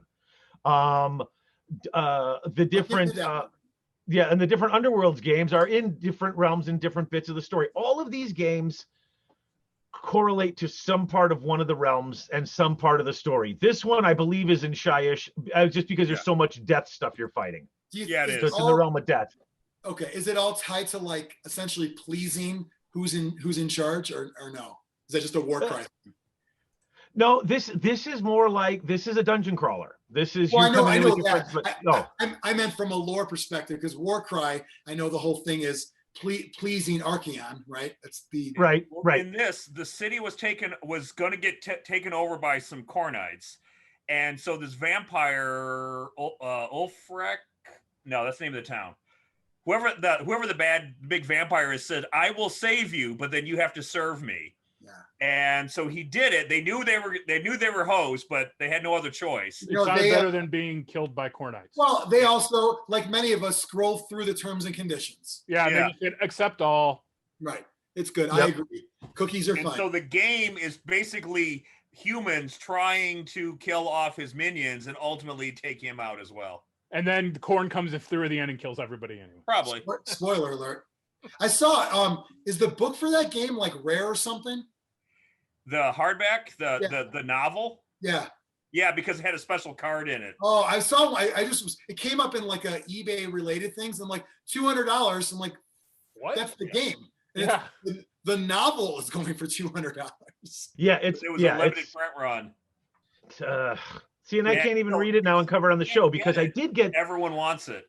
Yeah. I did get the book for the Techless release. I bought the and I'm going to cover that book in the show in an episode in the next couple of episodes. I'm going to cover that. The black. Oh, sorry, I'm going to cover the Black Library novel when I get that going. So, Dave, are you doing like? Is each episode like a delve into one army now? Well, at the rate they're coming out, yes. Sometimes it's 2 episodes because what I've been doing is I've been breaking them up. I'll do the lore on one episode and then I'll do the rules on the other episode. I call it Lore and War. I was putting them out as because I do 2 episodes a month. What I was doing was I put one episode out and then like a couple days later release the second half. But they started putting books out so fast that became like 4 episodes a month, and that was too much. So now, at this rate, I'm doing. I'll do it as a lore and then do the second part as the rules. Since you're doing it and you do it well, I guess we won't do it. You have lore and war. We were going to go fluff and gruff. That works. You should do that. I think you should. I really think you should. It would be Mike talking to himself, so I don't think. Well, and with Xtreme's beard, he could be the gruff, and then he still doesn't have to talk. He could just be like, right, Xtreme. He'd be like, Xtreme right now is being worked by Biran underneath him right now. So Brian, Xtreme, I'm going to put you on the spot now in the hot seat, like Gerald Dubinsky used to do back. Put him in the motherfucking hot seat. Yeah, back in the old world before he blew him up. Did you ever want to jump into Warhammer Fantasy and/or Age of Sigmar at any points? Well, I had a surprise that I was going to reveal on this episode. But your penis? Was it the 7,000 Nigerian penises? It was not. It was something different. I have ordered the Start Collecting box for the Fire Slayers. Nice. So, they're fun, and I've heard that they're going to get a nice little rules bump in the Bellicor book for a couple of their for some of their units and stuff. Are they running on their beards like the Blood Bowl models? Okay. They are a lot of fun. I play them in Underworlds, and they're awesome in there too. And they have dinosaurs. Yeah. There's not a ton of unit choices, but that army's got synergy. Just take a bunch of heroes, keep them near your guys, and they're basically almost unkillable. For enraged naked dwarves or Dwarden, they're so much fun. So I love that army. By you buying that, was this a painting project, or do you actually have a goal to get some games in? I have a goal to get some games in. The game in general isn't the kind of game I would normally jump into. That's why it was kind of a surprise that I would be buying this. Yeah. Because it is all the same. It's off-brand for you, is what it is. It is. But I'm going to be able to find opponents. I've already looked at who's playing it around here, and this army fits my style in that it's very basic. I run straight at you. And do you think, opponent-wise, is it like this will let me not play 40K with, like, because those people are over there. You can kind of maybe find someone cool. It's not part of that group to play. I mean, I'm not in any group at all right now because I don't play games. No, but I mean, you're in the friendly ass Grognards.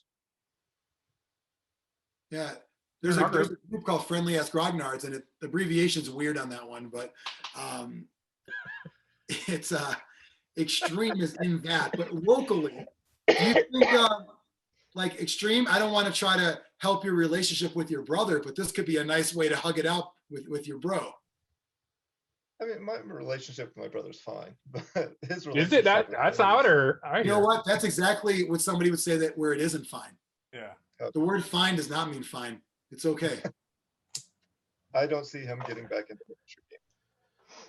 Is that he plays the omnibus game, and that's his main deal? Well, and he was tired of you sticking him at the bottom table of every Blood Bowl tournament.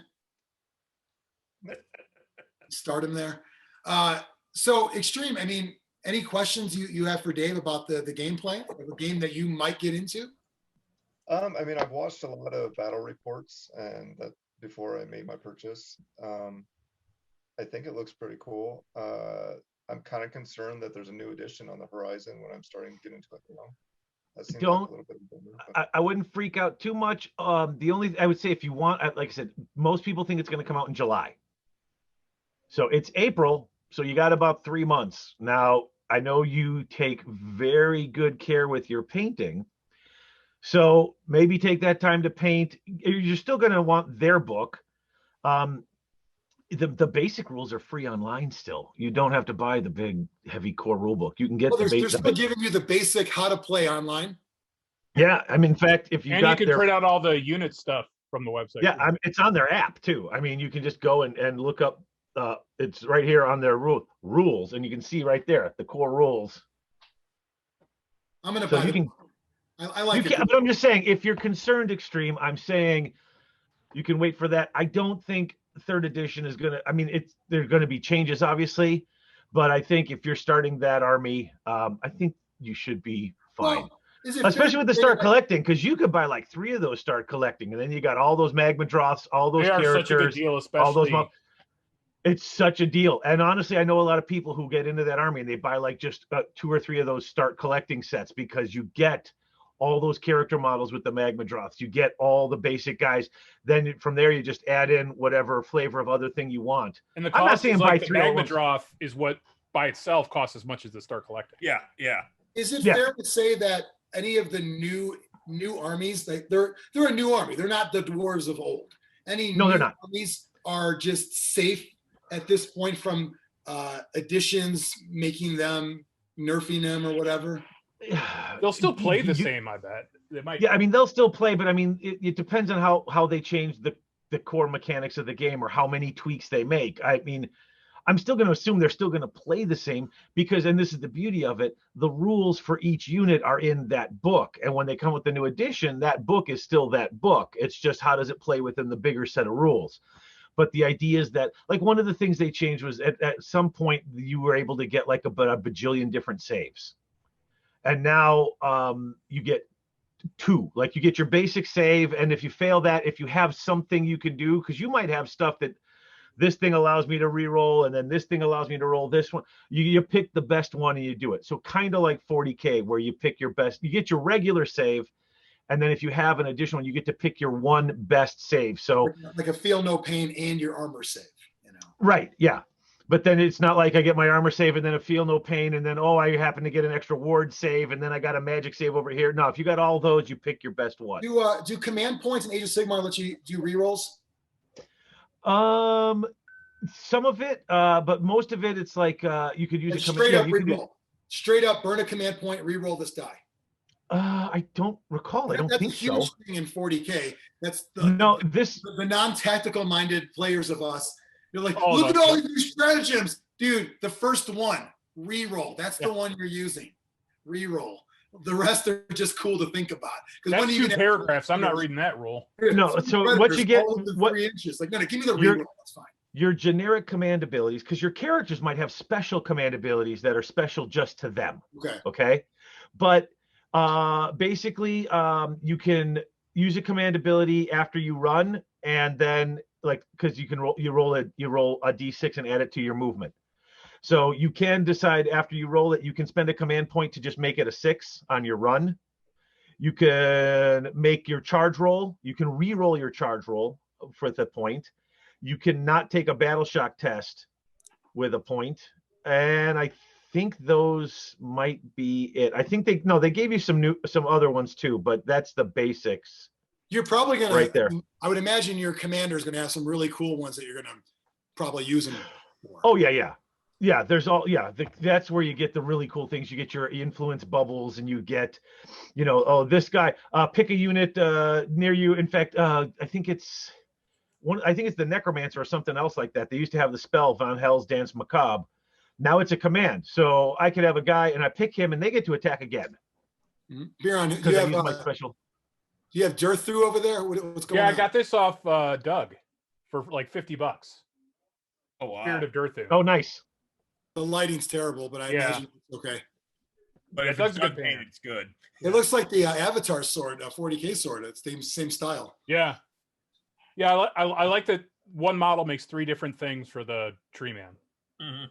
They have a lot of those multi-model kits now where you can do a whole bunch of different things.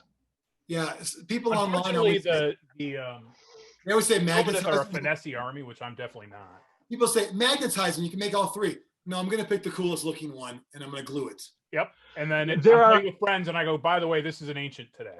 And I say, no, it isn't. WYSIWYG, bitch. I go, fine, it's still an ancient. You can go. There are times when you got a specific model that if it's not hard to magnetize, I can see it. But sometimes it's like, man, I could nah. I like seeing the Dreadnought with the floppy arm because the magnet's not strong enough for his plasma gun. Plus, yeah, most people don't magnetize. I don't want to say correctly, but in a way that actually makes the model still look good. A lot of times they don't do it so it's flush, so it's like kind of just like on there, and it's like you were trying to be cool by drilling a hole, but yet you didn't do it right. And I saw it was on. I bought a Nurgle Death Guard kill team, and one of the models magnetized, and no matter which pair of weapons you use, they both don't look right because the magnet is too. It's just fucking glue it. It looks like they dislocated something. It's like Right. that shoulder doesn't quite fit in the socket anymore. Right, same thing. So Biran, you have this stuff now. I mean, I'd imagine you want to get some use out of it, right? We got to if we get Brian to come up, I'll play with him. Which Brian? Xtreme. Oh, I thought you meant you. No. No, I'd play. All right. Like Mike, I think I'm looking forward to see what they do with 3rd edition. Well, now that I know but yeah. now that I know you guys are I on didn't know it was- grognards, Until Dave said, there you go. Until Dave said, I actually thought 2nd was coming out. That's how behind I am. no, it's a lot of fun. But yeah, I mean, now that I know you guys are on grognards too, man, I'd like to get games in. I will tell you that Biran is very particular about who he tells exactly what night he's going to be there. So like, it's kind of like, in the old days, you get the cute girl at the roller skating rink, and is this your phone number? Sure is. And it's not, it's Domino's. Mhm. Biran will tell Dave, well, not Dave. He'll probably tell Dave the real day, but someone else watching. I would tell Doug. Yeah, you guys play here too? Cool. What day? Biran's like, all right. Mondays, guys? It's like fighting the Borg. I got to rotate the shield frequencies. So, Biran, does Dave pass your test? Yeah. Okay. He'll do G-Dub. Nice. He's a fellow man educated in the ways of English like myself as well. Dave is You're damn teacher. right. You teach English and humanities, Dave? Yeah, and drama. And drama. Biran, you don't like drama students though, right, Biran? No.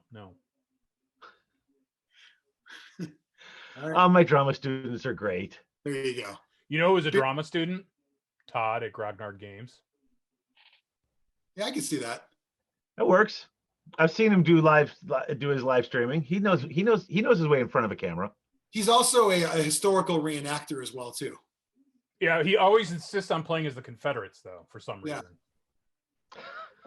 I believe he's got an SS hat as well somewhere. He does have that Hetzer German tank thing that has weird symbols on it that look like pluses with tails on them. Yeah, I haven't seen that one before, but it's a cool symbol. It goes this way and this way. I like the angles. That's from Curb Your Enthusiasm. All right, so Dave, what are you looking forward to besides a new edition? Are there armies you've been waiting on a new book for?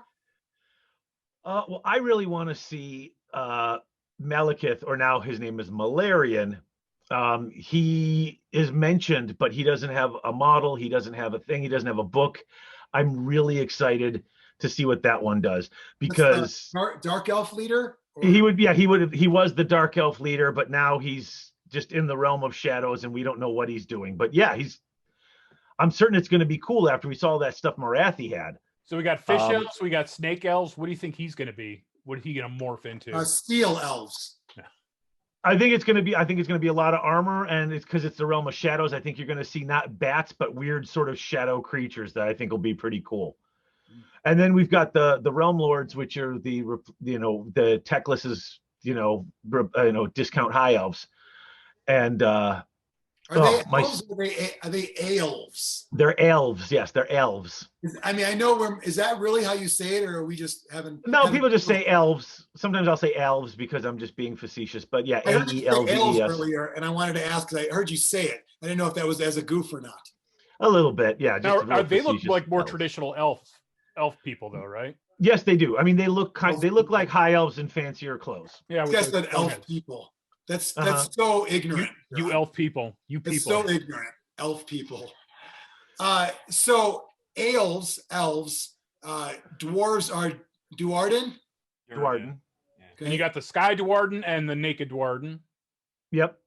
And then you've got the old school Duarden, which are like the free guild Duarden. I think it's cool that the ones that fly have a bunch of heavy armor, and the ones that are on the ground have no armor, no clothes. Like they're naked. They did a dipsy doodle, and I would have thought the naked ones would fly just from a natural. Nobody wants to see that up flying above your head. I thought maybe like dropping some turds or piss on people as they're, that's what I would do in my flight. I just assumed you would. I think it's kind of cool. I like that. While I haven't really jumped into the game in a long time, I've got 12 warbands for Underworlds, and that is giving me enough of a taste. I really like the aesthetic of the models. I think, and that's the other game that you buy a $30 or $40 set, and you're like, I really like these models, and then your friend who plays Warhammer says, you know what? They got to start collecting box for these guys. That every single warband you could use. Mm-hmm. And they're not great in gameplay, but you can take them in your army if you wish. We talked about this last week on the Cursed City unboxing, that when in 40K, when they let you use Blackstone models, or in Age of Sigmar using Underworld or Warcry, maybe. You can use Warcry warbands too, yeah. Like, you don't want them to be good because the person using them probably is using them for fun because they built them and painted them. They want to bring them in. And then exactly. If you don't make them that good, you don't have anyone freaking out like, how dare you use, this. Making me buy another game. Yeah. Right, exactly. So make them just average. I like that because then anyone using them is probably doing it for the right reasons. Mm-hmm. So yeah, there's just there's so much in this game. Like, I'm excited. They just put out the second. The only thing that annoys me is Harrison sold his old high elves and had all this money sitting there, and so when the new Realm Lords came out, he's like, Dad, this is Teclis is his favorite character. Like, has been since the boy started playing when he was 6. Wow. I told him he could start playing when he could. He played with us when he was about 5 or 6. I told him, when you can do enough math to write your own list, then I'll get you an army. And that boy sat down, and before he was 7, he just and actually now he's in college as a math major, taking math classes with stuff that I don't even understand. He came home, he's like, I'm doing non-Euclidean geometry. I'm like, you're summoning Cthulhu? He's like, no, it's a real thing, Dad. I'm like, oh, okay. You're like, so's Cthulhu. Yeah. So did you say, at what age did you say you're going to have to beat your old man? And he's like, yeah, I'm 8 and I just did. Well, he's won before. In fact, it was the most fun when he got to be about 10 or 11. I take him to one-day tournaments, and we always talk to him beforehand. Like, we're like, look, you're going to play someone older than you. If they take their foot off the gas because they think you're a kid, don't say nothing. Just go for the throat. Pounce on them. Because if they're gonna feel bad for you and think, oh, he's a little kid, he doesn't know how to play, take advantage of it. Now, if they start stomping you, you take your loss. I said, no, I go, you take your loss like a man. You take your loss. You thank them for the game, because the fact is, even if they win, they're going to feel guilty because they can't go to their friends and be like, I just stomped that 10-year-old. Well, you can't. Then he's going to say, see that big dude over there? That's my dad. Keep doing what you're doing, asshole. That's my dad. So now he's got all these Lumineth Realm Lords, and he's colorblind, so he doesn't paint. So now I have a whole bunch of Lumineth Let me Realm introduce Lords you to my good friend, Xtreme. Xtreme He's become a great handicap. But now they got a whole nother line of models out. He doesn't even use his parking placard for easy parking with his handicap. Xtreme is also colorblind. Oh, I'm sorry. Is that in the closet? Handicap at a game store? He's like, I don't play games anymore. Yeah. But yeah, so now they came out with this whole second line of, he's got 2,000 points of Realm Lords, and now it's like, oh, we just doubled the number of models. So I'm like, all right, Harrison, help me remodel this basement so that I can repaint and get this stuff out of here, and I'll pick you up all the characters and stuff. So Is he couple hundred away at school or local? He is at Champaign in Illinois. He went to a real college. Yeah, he's good. Is he playing? I mean, a lot of times it's different now because nerdery is in now at all different age levels. Is he still playing games at college? Yeah, he plays board games. He's got some games there that he plays with his friends. He was playing that. What's that game that's not Magic that you just buy the pre-made deck, like they come pre-made? I think it's Twister. Hearthstone. Hearthstone, no, not yeah. Hearthstone. No, that's the Blizzard online. one. No, what's the game that's Keystone? He Or was him and his Keyblade friends. or whatever, yeah. Whatever. They were playing a bunch of that. Plus, he took some of my games down there. Like he has Dune down there, and some other games. He's got my copy of Big Trouble in Little China. So he took that stuff down there. And when he comes home, like I'll go pick him up and I'll be like, I already got the table set up in the basement. Nice. He's like, great. He's like, we're not playing tonight because I'm going to see my girlfriend, but we're playing tomorrow. I'm like, good. We got the table set up. He still plays. He loves gaming. So, but I mean, he's a math kid. Like, what is he going to do? Right. Well, and you're his dad, so you would not let him like gaming. Well, also, he's got a girlfriend. Whoa, stop showing off. Yeah. I might have a daughter-in-law soon. Who knows? But who gets to keep possession of Death Path? Just wondering. Oh, that's right there. See that closet right there? That's you go to that side of storage. Like Taco Bell wrappers on top of Death Path. Am I seeing that right? Nope. That's it. It's on the shelf. We play that still. The one we'll with bring that like up. a bunch of rings like from drinks on it. Best thing about Death Path is the box. After we've been playing, you know, we pull out Dune and you play that for a couple hours and that's kind of a head thing and playing all this. It's the night's winding down. You got the last few gamers there. We've all had a couple of Diet Colas. There you go. You can pull out Death Path. So you make them play Death Path. No, you can pull it out. It's not hard. Yeah, like it's beer and pretzels. We've already had a bunch of beer. We've got some pretzels left. You can play this. Plus, every time, like we were playing 3 players, me and Barnett and Harrison, and you're slapping down those cards. And then, like when someone really gets screwed over, and you got these goofy characters, you're rolling dice, and had a few beers. We have fun with that game. Yeah, I still play it. I like it. Awesome. Well, thank you for playing it. It's a great post Dune game. There's a character in the game called Nacho Bandit. I think he's a Harkonnen. Yeah, he's built like Baron Harkonnen a little bit. I can't play mine because I got it graded and slabbed. Yeah. Yeah, I mean it's already PSA graded. You don't want to. Hey, you know what? I'll say this, and I'm not trying to suck anybody's dick here because that was apparently Mike's job, but I'm just saying, hey, you made a fucking game, bro. Oh, thank you. Well, all these other people sit around and complain and talk about this. That? No, Gerald Dubinsky made the game. I was a play tester. Thank you. What up, son? I mean, but you guys made a game. Yeah. I tell you what, it's Christopher and I have written games and made them, but never actually put them into production. People sit around bitching about shit all the time. I don't see them making games. I just see them saying how this isn't balanced enough and I'm gonna go play chess. Right. Well, and it's fun. And that's all that I give a shit about. Well, Am I having fun? Appreciate that, man. It's kind of like when I talk to Todd about everyone thinks they can run a game store. Everyone thinks they can make a game. Everyone thinks they can write a comic. Great. I love creativity. Do it. Make your own superhero movie. Here's a thought. Make your own superhero movie. Oh, you don't want it. It's a lot of work. All right, then shut the fuck up and enjoy this one. Todd is the third or fourth game store that has sponsored the show.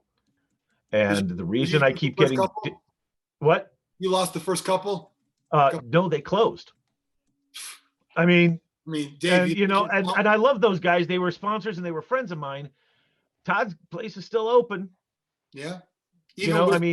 So are you saying that Todd's doing something right or being attached to your show is just a negative? No, Todd's already doing something right. No, yeah. Anybody who sponsors my show eventually closes. That is sounded like I didn't want to give you it, but it sounded, and Mike is the scientist here, but I believe the causation, not correlation, Mike, that Garagehammer might have been the hammer that drops on your local store. Okay, let's not. Shh. I like my sponsors. Shh. I don't want Biran going and being like, hey, listen. Doesn't Todd give you what, $15K a year? It's Pardon? 18 this year. It's a tiered system. 15 last year. Grognard's great, obviously, but I also like that you have Chaos Orc as well. I've been buying stuff from that guy forever. Oh yeah, Dude. Okay, he is great, and talk about really good customer service. And I mean, the commercial's old, but it's legit. What you see is what you get. He's got a website.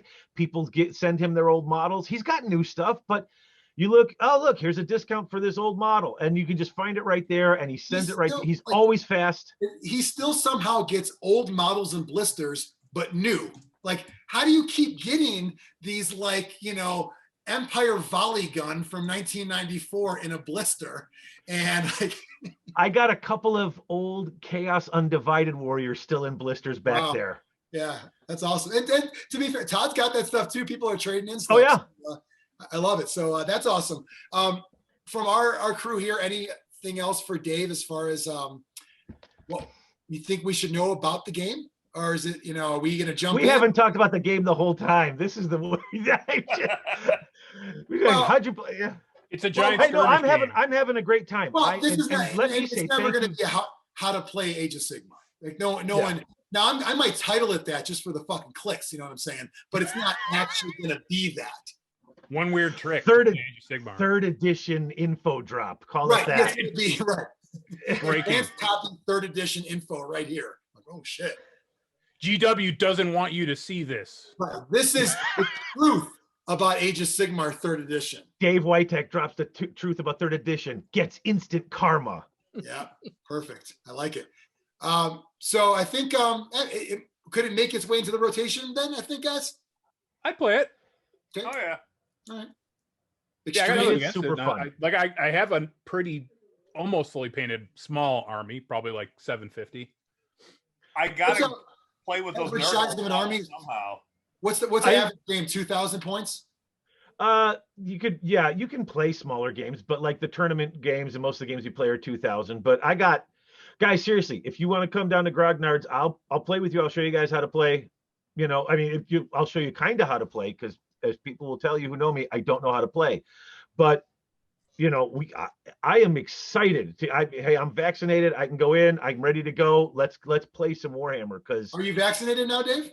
Yeah, the teachers. I got lucky. We got a whole thing for our whole district. I got my second shot like 4 weeks ago. Yeah, wow. my wife's also a teacher. She got vaccinated before I did. We were doing a comparison of dates today of when we'll all be, ready to go by mid-May. So I'm ready to go because I have diabetes. I got the early. There you go. I clicked the button that says journalist, and I got that one. You should have just put down everything. They don't check. UIC and UIUC both let their students go. So both of my kids went in on Saturday. My kids were both my two oldest. My youngest didn't get one yet, but they went. And then they got the Johnson & Johnson. And now my daughter's like, I'm 18. I get RIP. I guess I'm gone. I'm like, well, that's cool. I'll turn your room into a game room.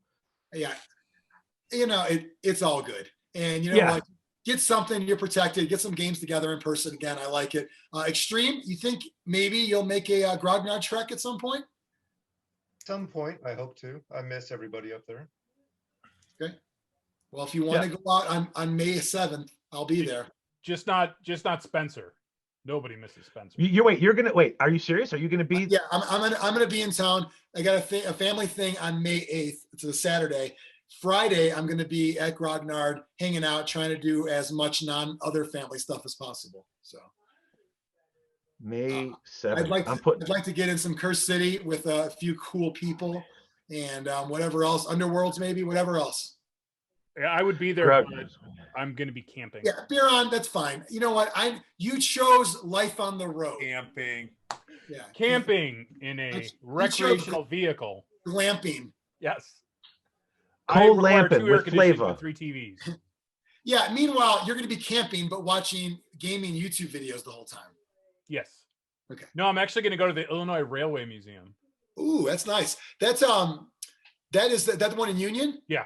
Yeah, I did a radio event there once because they had a haunted, like a Halloween. The train is haunted on Halloween. Oh, nice. And they got like the place is really cool. They got a lot of running trains. It actually is pretty badass. They actually, people were screaming and they're like, they want to get off. They're like, no, you can't get off. Meanwhile, it didn't take you anywhere. Yeah. It was like like a gambling boat that goes out just enough to not be connected. Yep. But in the dark, we thought we were like miles away on this haunted train. It was pretty awesome.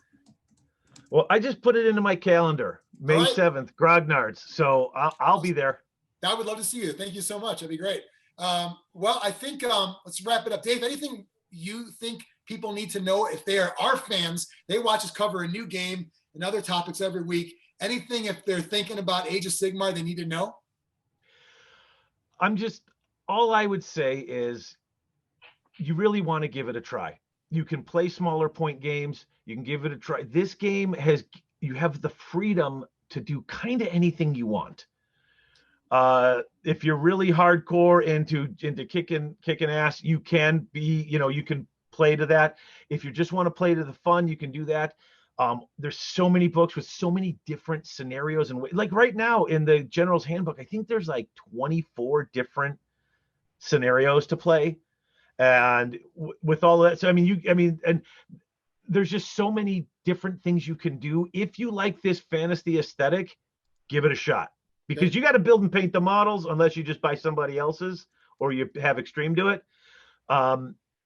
So if find something that looks cool to you, grab a starter box and give it a shot, because this game actually is way better than it has any right to be. Do you think people that are disgruntled with 40K, this would be, I don't want to, I'm not trying to, it's not a negative. I just mean from somebody who's never tried it, like, no. If you want to play a big Games Workshop game with kick-ass models, but don't want to be with those people, play this game. And you know what we mean when we say those people. Yeah. Okay. Yeah. Parallel parked Baneblades. Those people. Yeah.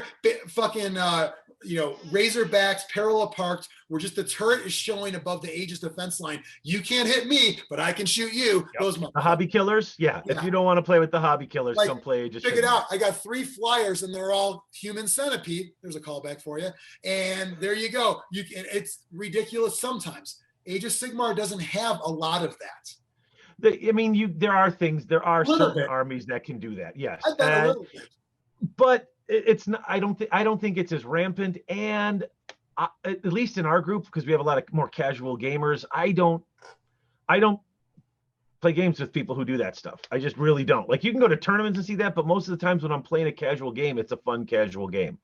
So especially now because nobody's prepping for tournaments. Well, that too. So for Garagehammer, because you have a lot of listeners there, a lot more than us, and people enjoy your show that enjoy the game different ways, you'll gladly take a listen or a download or a Patreon money from a tournament guy, but you ain't playing them. No, I play in tournaments. I play, and you know what? And I play against guys who come in and it's like, they have that, you look at it, you're like, they got that hard as nails army, and you know you're going to be done with the round and at bottom of turn 2. And you're like, that's fine. I can just go put my stuff away, go see my friends, have a drink. Yeah, exactly. I'm not going to. It's fine. I know you have a tiny penis. It's fine. How do you know? Because by the army, if he's got one of those kind of like, crumping kind of armies, it's like, okay, man, I get it. The only thing I don't want to get from the person who brings the army that is designed to just win in 2 turns because they have to win that tournament, and that's fine if that's how you want to play. I'll play against you. I don't mind losing. It doesn't rile me up. The only thing I don't want is for that guy who does it and then apologizes the whole game. Like he had no idea that his army was hard as nails when he wrote it and painted it and brought it to this tournament. And the whole time, like, oh, I'm just so sorry. Dude, stop apologizing. You knew what the army was when you wrote the list. Own it. I do not have a problem with losing to this list because it's a hard as nails list. If I wanted to do that, I could have done that. I didn't do that. I don't get upset about that as long as you own what you're playing. Makes it way worse to make it sound like it was an accident. Yeah, I'm so sorry, man. Oh, I'm sorry. Like they're rolling the dice, take your whole unit off. Okay, I'm so sorry. Why are you sorry? I had no idea using 4 greater demons was going to be like hard to deal with. Right. I had no idea. And that's one of the things. I played that at Wapaka. It was like 2 years ago when I went to Wapaka. One of the things was this battalion with 3 greater demons of Khorne on the Khorne army. And their special command thing is if you took, I think it was 3 of them, and then you take like the named one. Yeah. And when you had this battalion, it was either, I think it was the battalion rule, when one of them, because I pick a unit, you pick a unit, I pick a unit, you pick a unit when we fight. that whole thing for that battalion was when one of them fights, the entire battalion fights. So I've got 3 greater demons all just coming into the same. I lost so bad. I was laughing, picking up stuff because hey man, I'm the one who had to buy and paint 3 bloodthirsters, so feel bad for me. That's what he wants. But it was still, and I just took it down like that's where I just turned the game into, I'm going to take down at least one of these guys. And then of course they get all these corn points and they can bring him back. And I'm just like, just bring it. I just want to see how many of these things I can kill before I lose. And that's just don't apologize to me. Kill me now so I can go get some chicken fingers. Exactly. Let's get it done. We'll go have a beer. You won. That's how you're having fun. Have your fun. Just like I said, it just drives me nuts when someone brings something that is just pure filth and then they're apologizing the whole time. And it's like, at the very least, you know that in their head, there's nothing fun actually going on in their brain.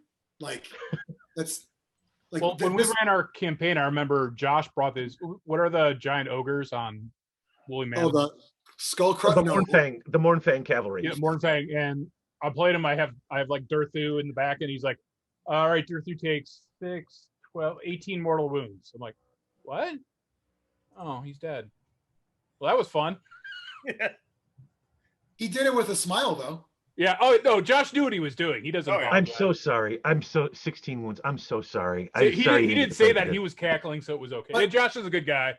But Biran, you were like, I'm probably going to buy your army in 3 months. Yeah. Because I think you told that. I liked it because it was literally just 3 guys on mammoths, and that was his whole army. Oh, I was thinking he had an undead army. Oh, really wasn't the Mornfang. It wasn't the little. It was the guys on the Thunder Tusks and the Saber and the Thunder. Oh, that's the bane of my existence. Those 3 together, I always lose hard to that army. Oh, I have no this counter to is early on. I'm like, oh, mortal wounds. That means it's just you just take it, right? You're like, all right, he's dead. Yeah. And then I'll throw one more of them in the back, and he'll heal my guys. So that way, it's like, oh. No, he did an undead after that with just using the spooky paint. Oh, nice. Night haunts. I have a Night Haunt. I have a lot of Night Haunt army. I have a lot of Night Haunt. So what are your armies that you play that you play the most right now? Right now, I sold my Stormcast. I play Night Haunt, and I've been playing a little with Harrison's Realm Lords, and I have an Ogre army. And that's the 3 and I have a Legions of Nagash, but that was from my old fantasy army, and I got about halfway through rebasing all of it and starting to repaint it, and I'm like, you know what, I'm just going to play these Night Haunts over here. Yeah. Just because it's not that I don't want to play my death. Yeah. Are people doing like the square base converters into circle at all? People did that before, but really not. I think people gave up on anymore. That. Yeah. Because everyone's buying new armies now. Everyone's buying new armies. Well, they never turn out right. You know, like they always look stupid. The Space Marines that were on the old base, people bought the ones. That's going to come off, or it's not going to look right anyway. Yeah, I'm just going to stick that 25 on the 32, and we're just going to pretend that it looks completely on a baby ziggurat. Yeah. So, I think everything I've seen so far looks pretty cool. I'm glad we got to talk about it because I don't think, if you didn't join the show today, Dave, I don't think we would be covering it, honestly. Well, if you ever want to talk about it again, dude, I'm happy to come on as long as Xtreme's okay with it, because I don't want to upset him. But you're taking some of his talking time right now. See, I watch your show. I know he talks. As G-Dub would say, it's not your turn to talk, Fat Finley, or something like that. Xtreme. Kilowagi. That guy was funny. Gerald, I mean, not Kilowatt. Xtreme, you bought stuff to play. What else is out there that's in your head about this game? You just want to jump in? I don't know. It seemed like it didn't take itself too seriously, which I like. It seemed like more of a light, casual game. I know there's a competitive side to it, but it seemed easier to jump into. So I'm going to give it a try. Yeah, and like I said, if you want to play a game that is, like I said, getting objectives, figuring that sort of thing out. If you don't, and granted, you can still run your army forward and smash stuff, because if I kill your whole army, I'm probably going to win most of the objectives anyway. But I would love turn 4, right? Kill mission turn 4. Everything's a kill mission to a point. Yeah, but seriously, Xtreme, if you ever come down, if you get that put together and come down to Grognard's, dude, I'll throw a few things together with you and let you run them at me. I'd love it. Sure. Look at that. It'll take me a while to get stuff together and painted, but I kind of have a. Oh, sure. And I know, because I do mostly the contrast paints, or I've been doing the night hunt in the 3 basic colors. Mm-hmm. So you could bring it, and then you could be like, look, and then your army will shine even more next to my, just table standard painted when I was tired army. So can I give you color suggestions? Because I know I'm going to buy it eventually off you. Oh, I was thinking, Biran, as far as we were talking about odds earlier. So Xtreme thought Star Wars Legion was hyped and didn't paint it. What are the odds this one gets done? More likely of alien life that you Okay. said earlier. Because alien life went from 500 to 1 to 50 to 1 for an encounter this month odds. So yeah, I think I'm gonna say, I think he's gonna do it. It's dwarves. It's gonna be it's dwarves. That's a few points. It's dwarves, but it is Games Workshop and it's a battle game. I'm maybe 3 to 1 odds. I own a painted Age of Sigmar miniature from Brian. Is it Age of Sigmar or Warhammer Fantasy? Age of Sigmar. I'm waiting on a Chaos Sorcerer still, Xtreme.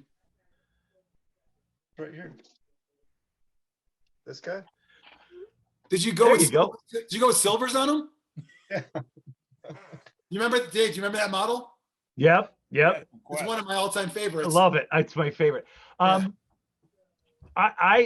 am gonna say that I think the odds are 100% Xtreme's gonna do it exactly the way he wants it, because I want to get invited back on the show. So I'm giving him the full. I will tell you, up. it's adorable that you think he has pull. We know he's the silent power behind the throne. He always has been. He used to be when it was a 2-man operation. Now, unfortunately, Biran runs everything. That's the whole. I pay for the Zoom account. Yeah, he bought a Zoom account. He didn't charge. I There want you to go. bring the second man to the fourth man. Hey, you're still on the list. You know what? Yeah, Xtreme, you're not fourth man. We're all tied for second man. You're not first, you're last. Yeah. So awesome. Well, let's get to our ratings. Dave, what we do on this show, you may have seen before, we give a Zlurpee rating. Yours is clearly biased, and while we will humor you, it will probably never make it into the cumulative. Because it's not ours, but it's going to be like if we have a spreadsheet, like a Google Sheets, and we're looking at all the ratings, and there's 4 columns, you're going to be like a little growth for one entry. I'll just be the little asterisk next to this. Yeah, it's going to be like 3, 3, 4, 4, 4, and then like a 5, and then like. Do you do halves? You can do halves. Yes. Mm-hmm. Great Okay, question. then I will go. And it's out of Oh, 5. am I going? Out of 5, and most experience goes first. So you are going. How many Zlurpees will you give Age of Sigmar? I'm going to go 4.5. Partly because I don't want to look like the total fanboy I am, but partly because there are things in this game that you could argue are better or worse. There are things that you'd like to see get a few changes. It still has room to grow, but it is my favorite game right now. If you were getting a review from your supervisor, they're not going to give you a 5. They want you to grow. Exactly. That's where you get the 4.5 right there. That's why we are very. I blew my 5 wad early. I gave Underworlds a 5, because it was to me a perfect game. Blew it early. Haven't given one since. Xtreme gave a 5 to Space Hulk, which that was a shocker. That was Mike in the redacted ratings would actually not even, because it didn't even make it into the update. We did at episode 50, we did updated ratings. He's waiting for episode 100 for the real updated. But here's the funny thing. If we play Age of Sigmar, because the 4 of us aren't currently playing it, our ratings will change if we play some games from today up until that next episode 100 where we'll review. Sure. And we shall see. It could go down. Some went down. Some went up. Next up, Biran or Mike? Go ahead, Mike. I'll give it a 3.5 for right now. Just because I haven't played it in forever. But I would give it a shot. I definitely have all the models that, I don't have to buy anything. I could you actually just sit down and play. So Yeah. Mike, how many armies are yours and how many are from someone you know? now, Kings of War, I got a lot of armies. Oh, well, you know, they all become Kings of War armies because you eventually just rip them off the base. Well, for Age of Sigmar, my Nurgle army, that's you yours. know, my Magakin, I've probably got 50 of those. I've got 9 Great Unclean Ones. What are they called? Magakin? Yeah, Magakin. Yes. They give them red hats. And plus my Undead, so yeah. Yeah. There you go. I'll tell you what, that's a great score. That is a score that I think could go up and probably won't go down. Oh yeah. It's probably only going to go up if I start playing it, and you know. Okay, fair enough. Biran, Slurpee rating. I'm going to go to 3.5 as well, mainly because I like the same reasons I like Warhammer 40K, but I think I like the player base better. And I like that it, like Brian was saying earlier, it's not as stuffy and serious seeming as right now. So then no. No, I'll be up Are you done? No, I'll be up in about 5. It's a good score. I actually will also mirror that as well, 3.5 for me.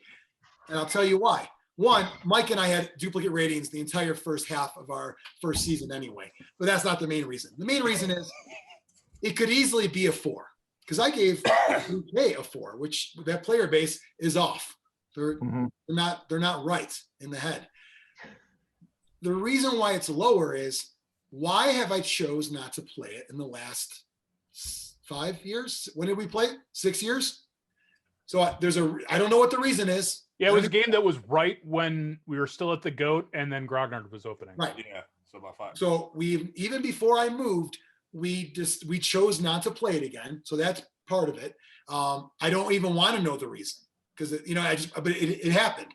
I don't know the lore very well. I would like to learn more. So whereas 40K, I know because I've been on this planet for enough time where I know what all these people are. But it could only go up. I don't see it ever going down. I bought an army, or I bought basically the new Demon Prince guy painted, and I bought this dude had 20 demonettes on Seekers, and is that the horses with the tongue sticking out? Steeds of Slanesh from the old timey days. I'd like to get all the new stuff, but I went away because I'm not painting that stuff anymore. I'm almost retired from that. But I like when other people paint demons for me because they look a whole lot better. Than me would just be contrast. Because for me, demons would be contrast paints now. Yeah. Yeah. Anything organic is great with contrast. Right. And I don't know. They look really good. Which one, Mike? All the Damonette stuff looks really good with contrast paints. I did a bunch of them. Yeah. Like the Warlock purple or whatever. Whatever that one's called. Vulpus.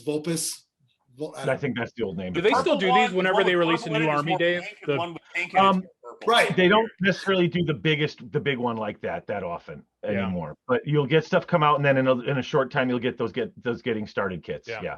All right, Biran, can we talk now? Mike had a funny joke. Sorry. He said the pink is purple and the purple is pink. Yeah. That's in the contrast line. Don't know why. Don't care because you can just look at the bottle and see what you need. Well, now can you though? Why? There's someone here who might not be able to look at the bottle and know what color it is. Oh goodness. Yeah, but he's not even playing or painting anything at the moment. And he's not going to be painting his dwarves purple. He's buying action figures and car parts. He's not playing any games, period. So we don't cater to that person. Not all disabilities are visible. That's true. So yeah, definitely 3.5.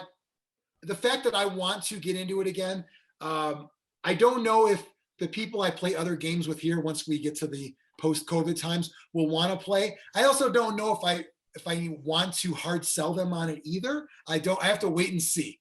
But I'm going to buy the book, and I bought some stuff to play again one day, so that has to count for something. That's why it's not a free. So I'm excited to try it again. Cool. Extreme. How many Zlurpees will you give Age of Sigmar? This score is going to be one that I can almost guarantee changes when we do the reviews, either going up or down. And I had this picked out before everyone else did theirs, but I'm going to give it a 3.5. This is a tough one to figure out. Dave, we might need Harrison, your son, to help us out with this cumulative rating. I think it's a 3.5. Yeah, especially when you're not part of it. Yeah. Yeah, when I'm not part of it. Yeah. If he is in it, what is Bumps it? it to a 3.7. 3.7. Okay. So there we go. Is it Wow. on? Is it there? Yep. Like the Encyclopedia Britannica? It's right like, here. right there. Yeah. Wow. Very nice. Well, check out Dave Witek's show, Garagehammer. Dave, is it a video now too, or just straight up podcast still? No, it's still straight podcasting. I started a YouTube channel. It's Garagehammer TV. I haven't put on anything in forever because I just don't have the time to do it. But I got a friend who's really into video stuff and wants to help me with it. So we may see the return of Garagehammer TV, but right now it's just the podcast. It's on Apple. It's on Spotify. I think I saw your friend's channel. It's like Bang Bus or something. Yeah.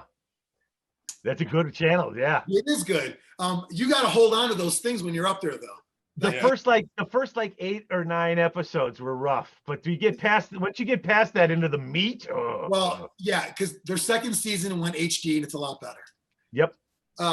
So you don't want to see them in HD though. No, I do because I want to read the writing on top of the bus.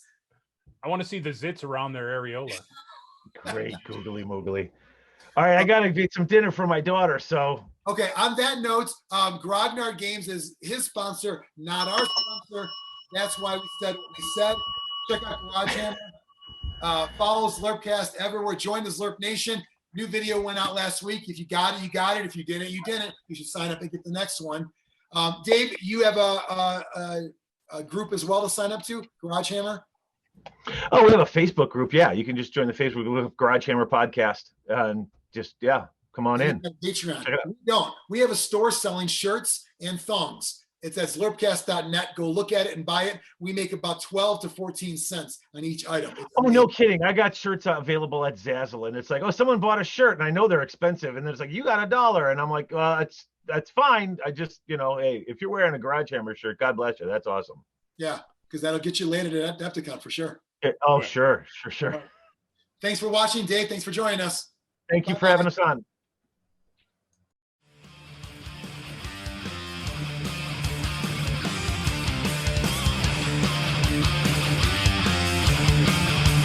Zlurpcast!